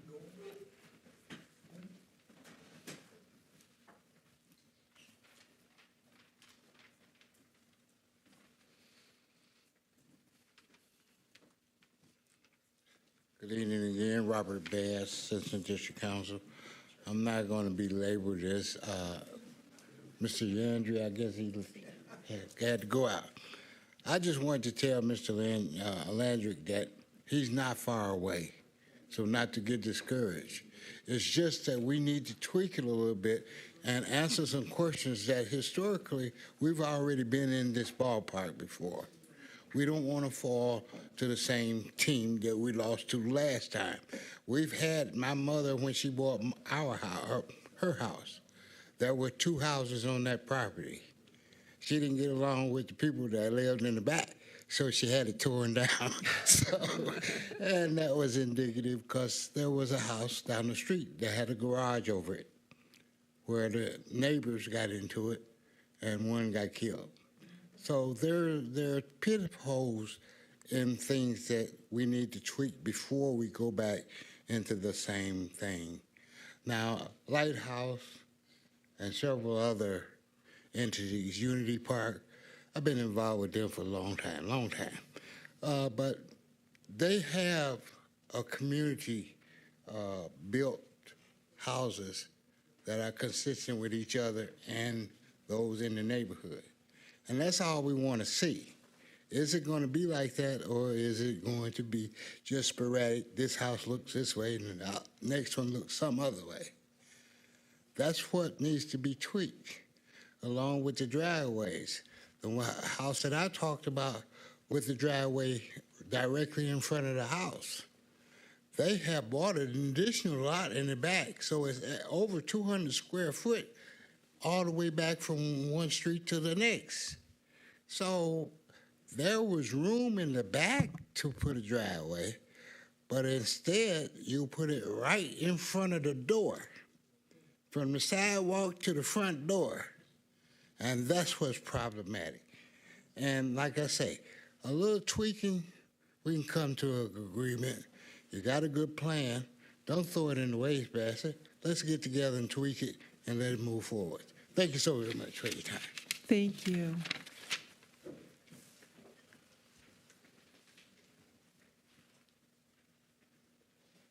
All right, I'm going to close public comment.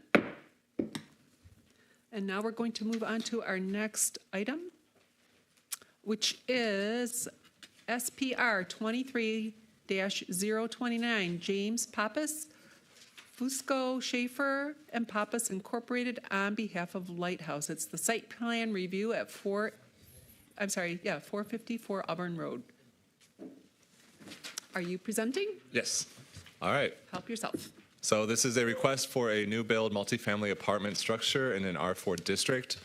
This applicant was before you last month for info session, so if you don't mind, I'm going to move pretty quickly through this presentation. The applicant is proposing a new 5-story, 54-unit multifamily residential structure on a 1.34-acre parcel, featuring 1- and 2-bedroom units with balconies.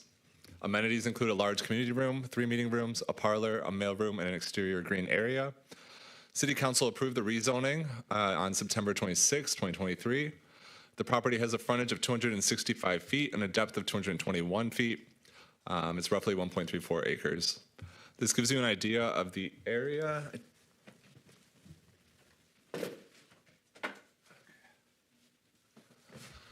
So this is Auburn Road up here. You got more multifamily apartments down here, single family over here. This gives you an idea of its location within the zoning map. It's this parcel right here. It's zoned R4, which is rather unique for the area. We have R3 down here. Most of these reds and pinks are commercial districts, and then single family is the yellow. This is their site plan as proposed.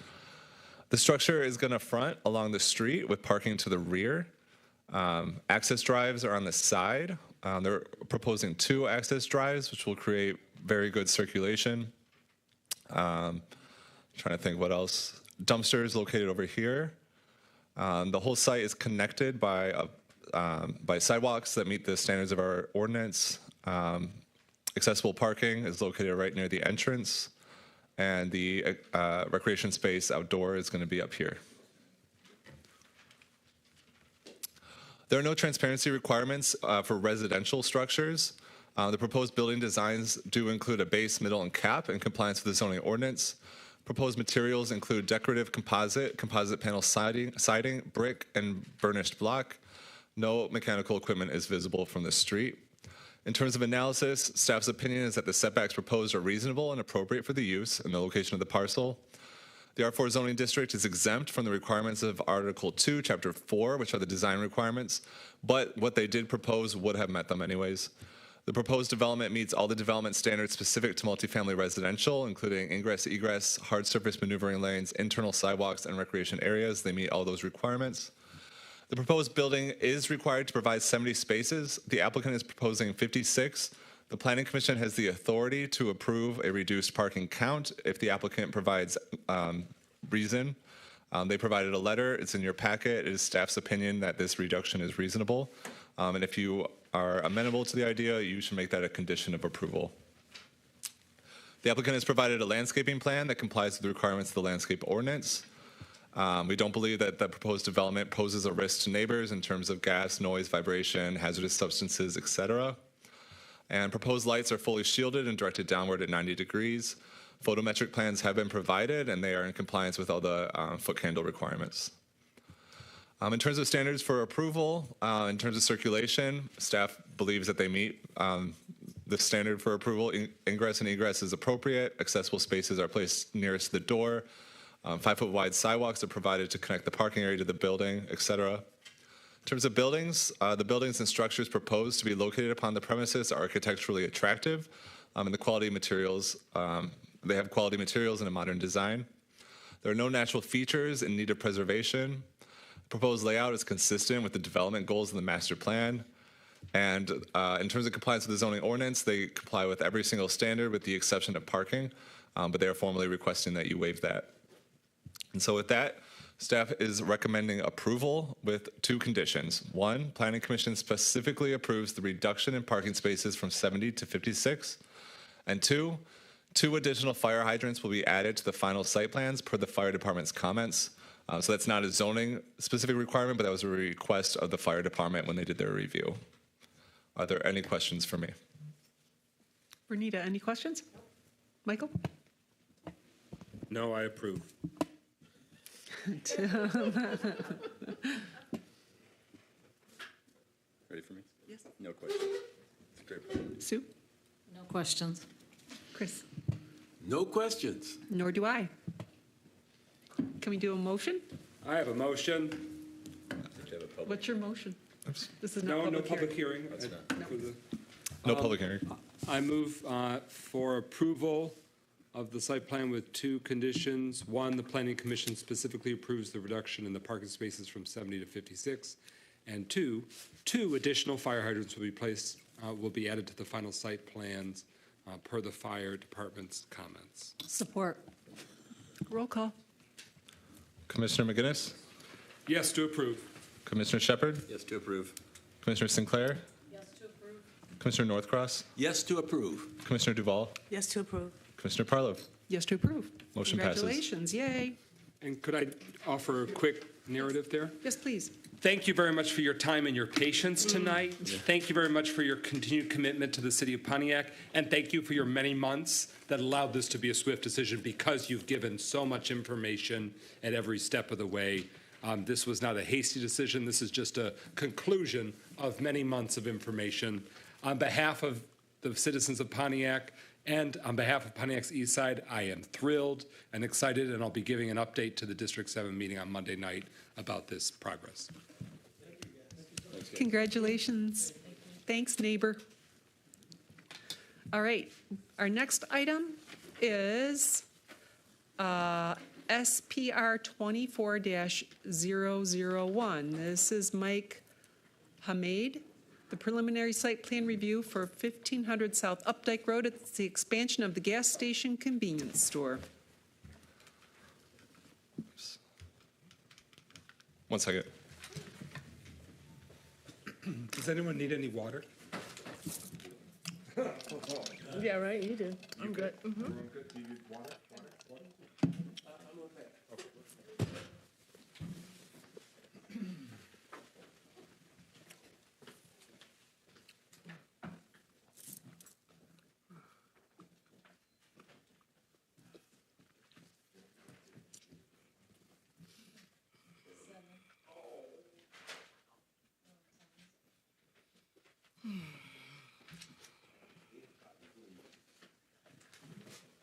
All right, sorry about that.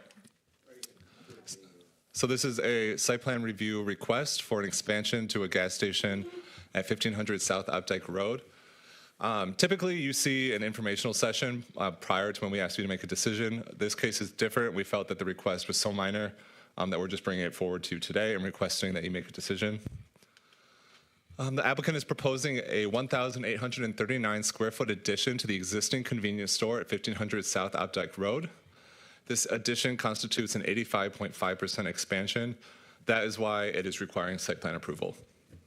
The applicant will need to receive an approval from the Planning Commission for the preliminary site plan, then final site plan approval from city staff. There are no special exceptions or parcel combinations necessary prior to issuing the final approval. Since the property does not directly abut any residences or residentially zoned land, there are no required buffers. The fire department determined this request does not rise to the level of necessitating their approval. This gives you an idea of the location. It's at the intersection of South Boulevard and Updike Road. You have Auburn Hills across Updike Road. You have a fast food restaurant to the south, fast food restaurant to the north. To the west is vacant, unused land. In terms of zoning, it's pretty all homogeneous. It's C4 in this entire area. And then on the other side is Auburn Hills, so they're subject to their zoning. Here is the site plan. The blue is what is being added. The yellow is existing. The pumps, the fuel pumps and everything is going to remain untouched. That's why there's no special exception required. This is simply a modification to the retail portion of the property. There's loading over here. There's a dumpster over here. There's landscaping, there's trees provided. Essentially, outside of the expansion of the building, the only other thing changing on the property is that these spaces here are being moved a little bit to the south to accommodate the expansion. But otherwise, the layout, the existing gas station is all remaining the same. In terms of architectural standards, the applicant is proposing split-face block, wood siding, and an aluminum cap in compliance with the required materials. The site plans, however, should be revised to indicate no mechanical equipment will be visible from the street. And also, it is unclear from the plans what the percent transparency is on the front facade. It is required to be 40%. In terms of analysis of the site plans, the proposed site plan complies with the dimensional requirements. Proposed layout is suitable for circulation and internal pedestrian movement. The site plan should be revised to indicate what I referenced earlier. The applicant is not proposing any new approaches. The proposed convenience store will be 3,988 square feet, necessitating 8 parking spaces. The site plans are proposing 11. The proposed expansion does not impact the required landscaping, and the existing landscaping is grandfathered. The applicant has not provided or indicated that there will be any additional lighting. The final site plan should be revised to indicate if there is new exterior lighting, where it will be located, what the design will be, and a photometric plan must be provided. There are no trees in need of preservation, and there is no concern about off-site impacts from the expanded convenience store in the form of emissions, odors, gases, etc. In terms of standards for approval for circulation, we believe there is a proper relationship between the existing streets and highways within vicinity and proposed service drives, blah, blah, blah. In terms of the building and structures proposed are so situated as to minimize adverse effects upon owners and occupants of adjacent property. There are no natural features, no wetlands, no trees that need to be protected. In terms of site layout and screening, the property does not directly abut any residential and no landscaping plan is required. Compliance with the zoning ordinance, more information is needed to determine compliance with the zoning ordinance in regard to facade and exterior lighting, but we believe those can be handled during final site plan. So with that, staff recommends approval of the preliminary site plan with the following 3 conditions. 1, the final site plan shall show mechanical equipment and anything visible from the street to be screened. 2, the final site plan shall be revised to meet the 40% front yard transparency requirement. And if new lighting is proposed, the applicant shall provide details and photometrics at final site plan. And that is it for my presentation. Thank you. Any questions for Nita? For staff? Michael? No. Tim? Sue? No questions? Chris? No questions. Nor do I have any questions. Does the applicant want to come up and add anything to the presentation? If you would like to say anything, please state your name and address for the record. You need to hit the little button with the face on it. That one right there. It's going to turn Hi. red. There you go. Thank How's you. everyone? My name is Ali Rashuni. I'm with M8 Designers, Inc. I'm the designer and representing the owners, Mike Hamadi. Really, I really didn't want to add anything. I just wanted to say hi, and I just hope you guys like the rendering. I think that kind of tells you the whole story. And yeah, as Corey said, you know, nothing's really impacting the site. We're just adding to the back and to the side. He wanted to add a little bit more space, and hopefully in the future he dedicated a little space in order to put maybe a coffee shop or. He's not sure yet, so I don't want to say any more than that because he hasn't secured anybody yet. But thank you for hearing us, and thank you very much. Well, thank you for expanding and staying. We appreciate that. Bernita, anything? Just thank you. I'm just really grateful that you stayed and that you're still staying in Pontiac. Thank you. Michael. And more immediately, thank you for staying tonight. Right. We recognize that this is a sacrifice of your time, but we're really grateful that you're investing and expanding in the Pontiac community, and specifically on the east side. Tim, anything? I don't really have a comment. Just great corner, so I'd like to see what you're doing. It's going to be awesome. Thank you. Nice job. Sue.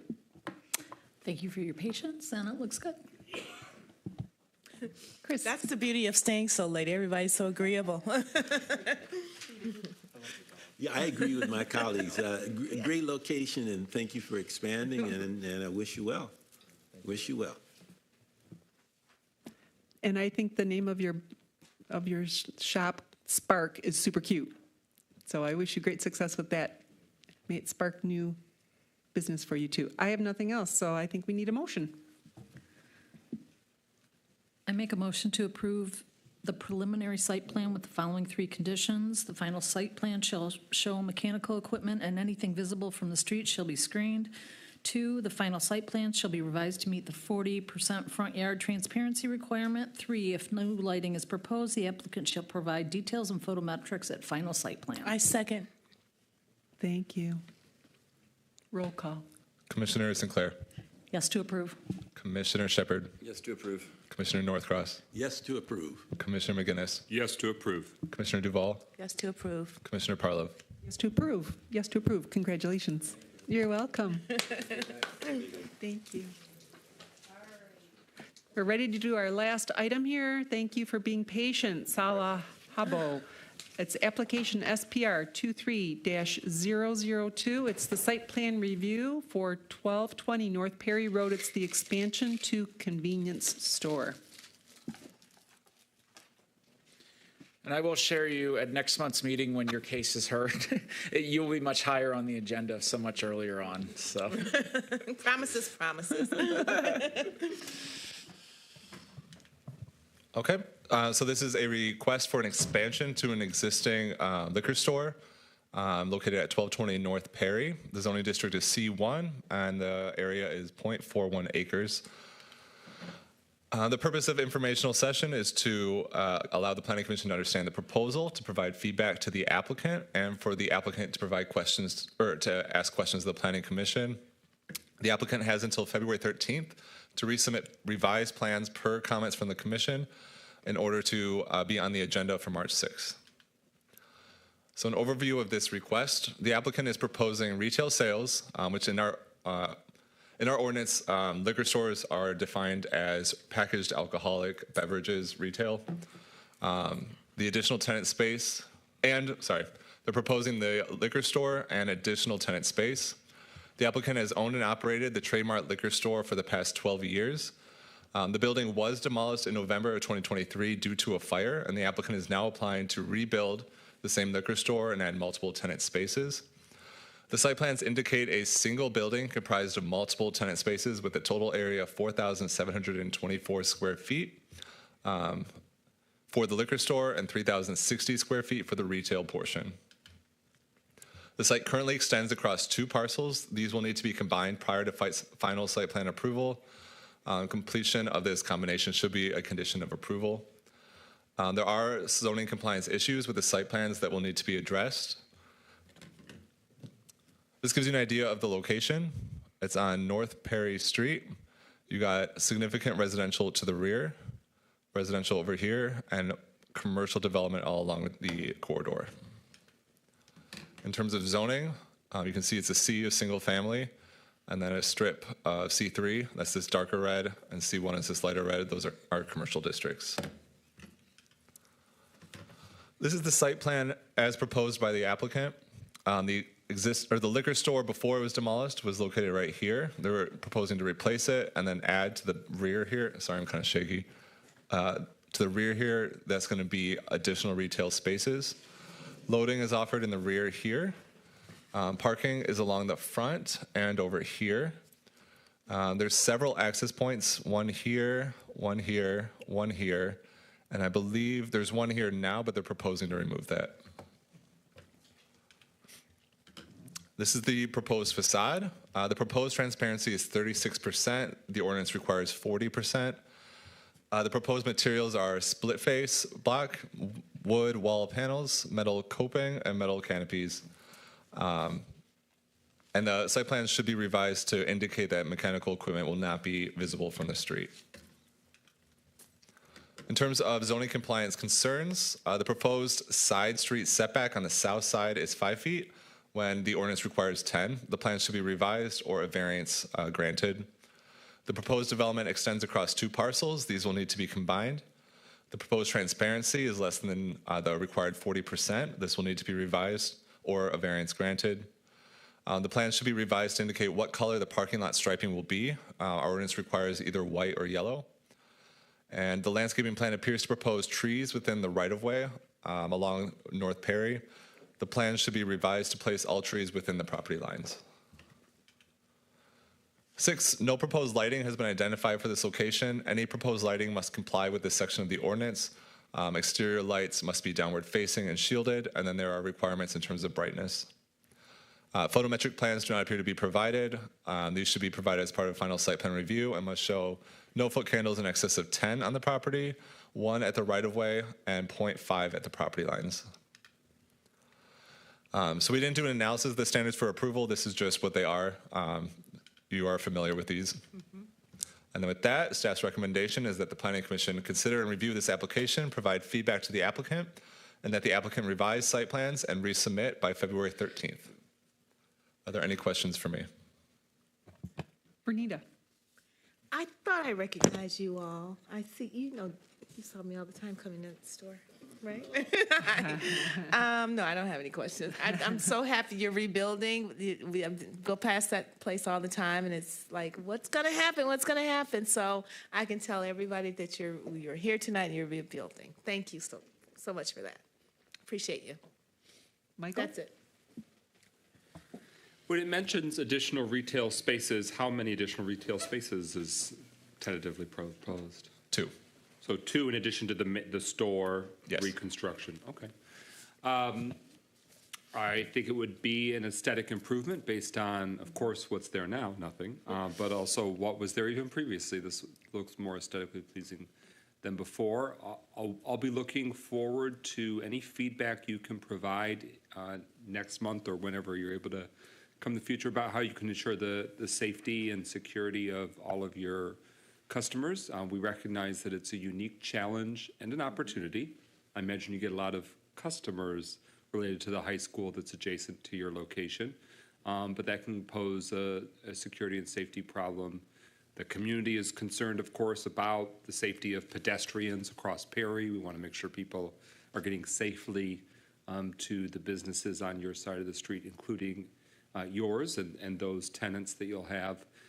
But I don't know that it would necessarily be called for in a site plan, but I welcome feedback informally about what your strategies are to improve safety, security, surveillance, and what have you, to make sure that during business hours that customers, young and old, will be in a safe situation. It was mentioned that there are multiple parcels and it needs to be one. And I asked that question before and I ask it again.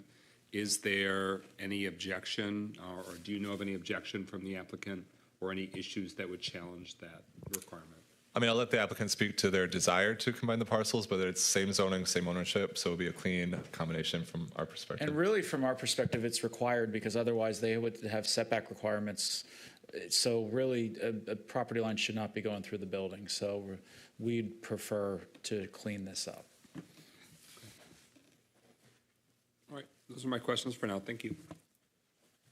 Thank you, Michael. Tim, anything? So my only comments are, you saw two go through really quick in the last few minutes, right? Bring us something good. And that's how that happens, right? So, and I'm sure you will. What I saw in the pictures looked good, but that's what we want to see. We just want you to bring us something great. So step up what you're doing. You're going to do it for your own customers anyway, but that's how you get this process to be quick. So. Yeah, and it's okay. We don't need to see it now, but when we get to that point, just so you understand it. So I think we're easy to deal with when you bring us good stuff. So. And just one slight thing I wanted to mention too about the parking in the front. You know, it's really tight right there because a lot of cars. Perfect. I'm done. Sue, anything? Just a quick comment. You're awfully close on Robinwood. Why not just shift it over towards Madison a little bit? The whole building? Why? Just curious why you're so tight up against Robinwood. If you could answer from the podium. Can you approach the podium and state your name and address for the record so the residents can hear your conversation?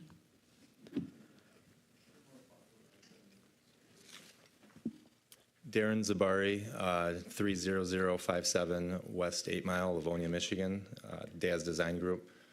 The open space there is kind of left open for, there's a taco truck over there, so it kind of creates a little more space for them, as well as Sam, the owner, would like the possibility in the future to put gas pumps there. So we have left it open for that chance if he decides to do that. And that would be a separate project from this, of course, but that was the reason.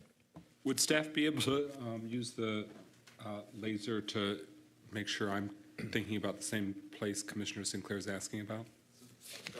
She's talking about right over here, is my understanding, where it abuts right up to Robinwood. Yeah, that correct. And then the other side of the site is where the open parking lot space is that she was mentioning, to slide it that way for. And staff made a request to the applicant, if you look at the very right side, to really create a little bit of a separation, because right now you don't know what property you're on between where the taco truck is, where that up and down rectangle is in this property. So they're at least putting in some landscaping there on that extreme right portion underneath that rectangle. But they wouldn't be able to put any more without restricting like fire access between the sites. So just because that little building is so close to the property line. Okay, thank you. Thank you. Thank you, Sue. Chris, anything? No questions. Thank you. I don't have any questions either at this point. It's a big parcel. You're lucky you've got 4 curb cuts. Holy Great cow. place. Good for you. Great location. So I don't have anything. So do we need a motion on this, or this was just a conversation? Just a conversation. Okay, very good. Thank you for your patience. Thank you for rebuilding. I'm excited for your new opportunity. All right, now comes the fun part, selection of the Planning Commission Chair and Vice Chair. So, Madam Chair, if I could just state for the commission, so our bylaws for Planning Commission say the chairperson and also the vice chairperson is chosen on an annual basis. So while I don't know that there's been a big history of this, that really we're going to be doing this every January or February when we have the majority of our membership. So how this would work is very similar to how City Council does it. What we need is a motion for a nomination. That could be a self-nomination. That could be a nomination for another commissioner. And then if there's only one person that is selected, then we would just get a motion to approve their appointment. If there are multiple people, then we would have a vote for the commissioner that you would want to select in that position. And we would do this once for chair and once for vice chair. Okay, so let's just start with Chair. I nominate myself. I make a motion to nominate myself. I support. We got a lot of support. Thank you. Do you need anything else? Any other nominations for I chair? nominate Sue for vice chair. Just chair first. Oh, sorry.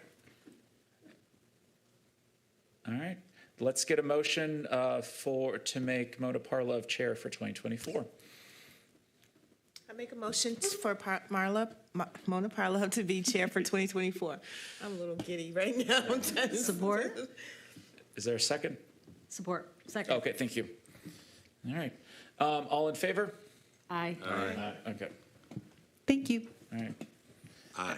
All right, so now we need a motion for the Vice Chair. Nominations. I make a motion to nominate Sue as our vice chair. Support. Oh, cool. Was that Chris? Tim. Okay, thank you. I'll make a motion for Commissioner Northcross, if he's even interested. I think I'm going to decline at this time. I was thinking this should be a spot that rotates in and out. And I think, was Sam interested? I wanted to make a motion to, what? I thought Sam was in. Sam Henley. You expressed interest in last month's. Support. Yes. Yeah. So that was Sue. Sue made the motion and Northcross supported. Okay. So when I call your name out, just give the name of the commissioner you would like for vice chair. So, ready? All right. Shepherd? Sue. Duvall? Sue. McGinnis? Henley, since Sinclair nominated him. Northcross? Henley. And Sue? Sinclair? I don't like to lose. Okay. And Parlov? So Pete. Henley. But can they share the chair, the vice chair? Vice. I don't think we go wrong either way. I don't think so either. I'm good with it. Yes, everyone would have done a capable job, and thank you, Commissioner Northcross, for your capable vice chair capacity. Yes. Well, thank you for choosing me, and it's been an experience that I will treasure. Is it? All right, what else do you need from us?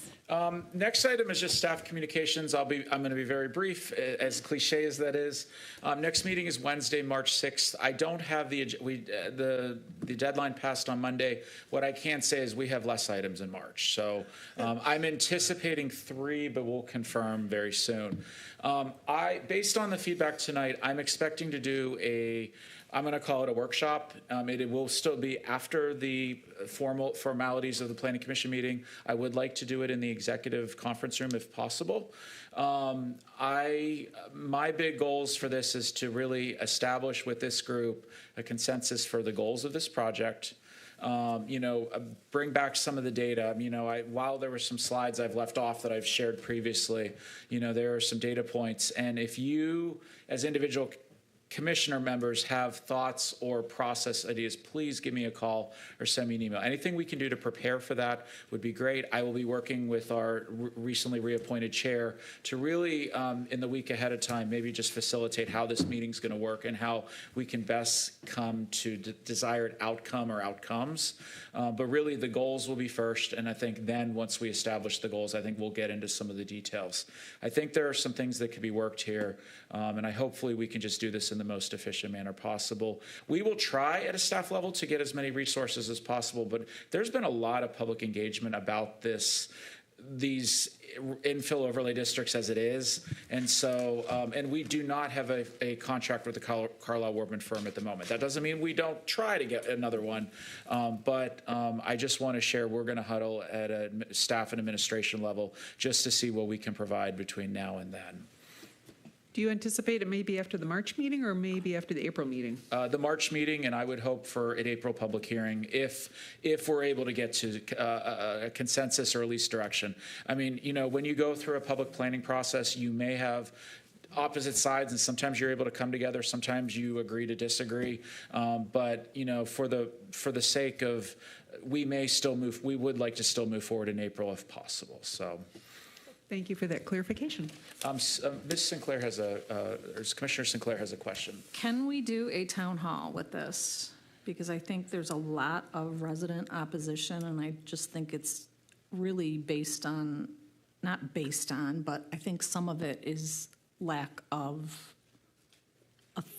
knowledge of really what's in this ordinance. I think it would be much smoother if we did one.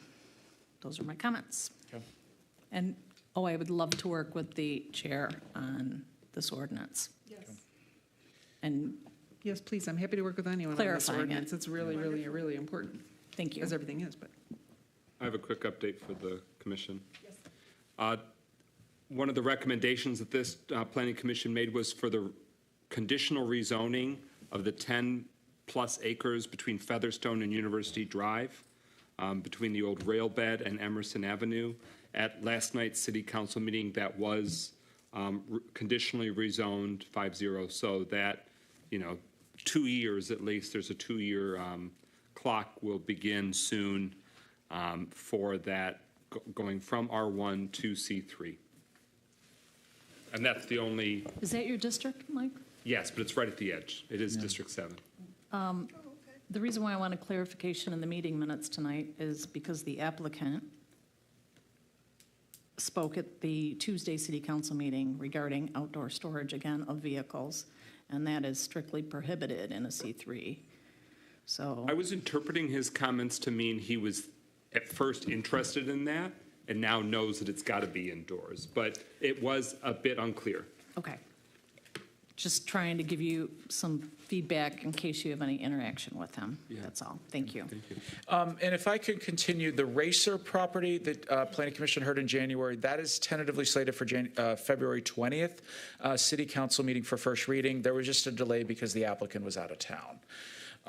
I also want to invite Planning Commission to a Historic District Commission training on Wednesday, February 21st in this room. Now, we are engaging with the Michigan Historic Preservation Network.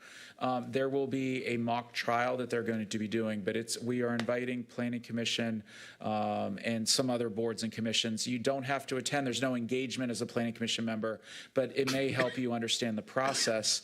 We have 2 longstanding members of HDC and 5 new members. They're very engaging as well, and I think this should help streamline and get everyone, and it really help us organize our historic district process, because we also have a lot of outreach to those property owners and tenants in those neighborhoods. So February 21st, it starts at 6 p.m. It actually goes till 9 p.m. So but if you're available and want to come in or pop in, feel free to, because it may be an interesting learning experience. There's no regular February HDC meeting this month. And the last thing is that the master plan, I got comments back from MEDC today. So I'm hoping in the next 1 to 2 weeks that our RFP is actually put out for the master plan and to finally get that started. There's been a lot of review to get to this point. I will likely share that RFP with Planning Commission at the March meeting. So as we're looking for consultants. That is my report. If there's anything you have, I'd be happy to answer. No questions, I don't believe. Yep. I think we're ready to wrap. I make a motion to adjourn. Support. Okay. All in favor? Aye. Yay. Thank you, staff. Thank you, everybody. Guys. And Thank I'd you, like to Patient invite Audience member. everyone, February the 24th, this is at the VFW on Cesar Chavez, to the Optimist Club Chili Cook-Off. Yum, We yum. start at 11 a.m. and we'll end at 2 p.m. Yum, yum. Vote for your favorite chili, and we'll have some of the best chili cooks from the Pontiac area supplying chili. Excellent, thank you. And I can give you the total number of documents. I'll text you that next day or two. Okay, that's helpful.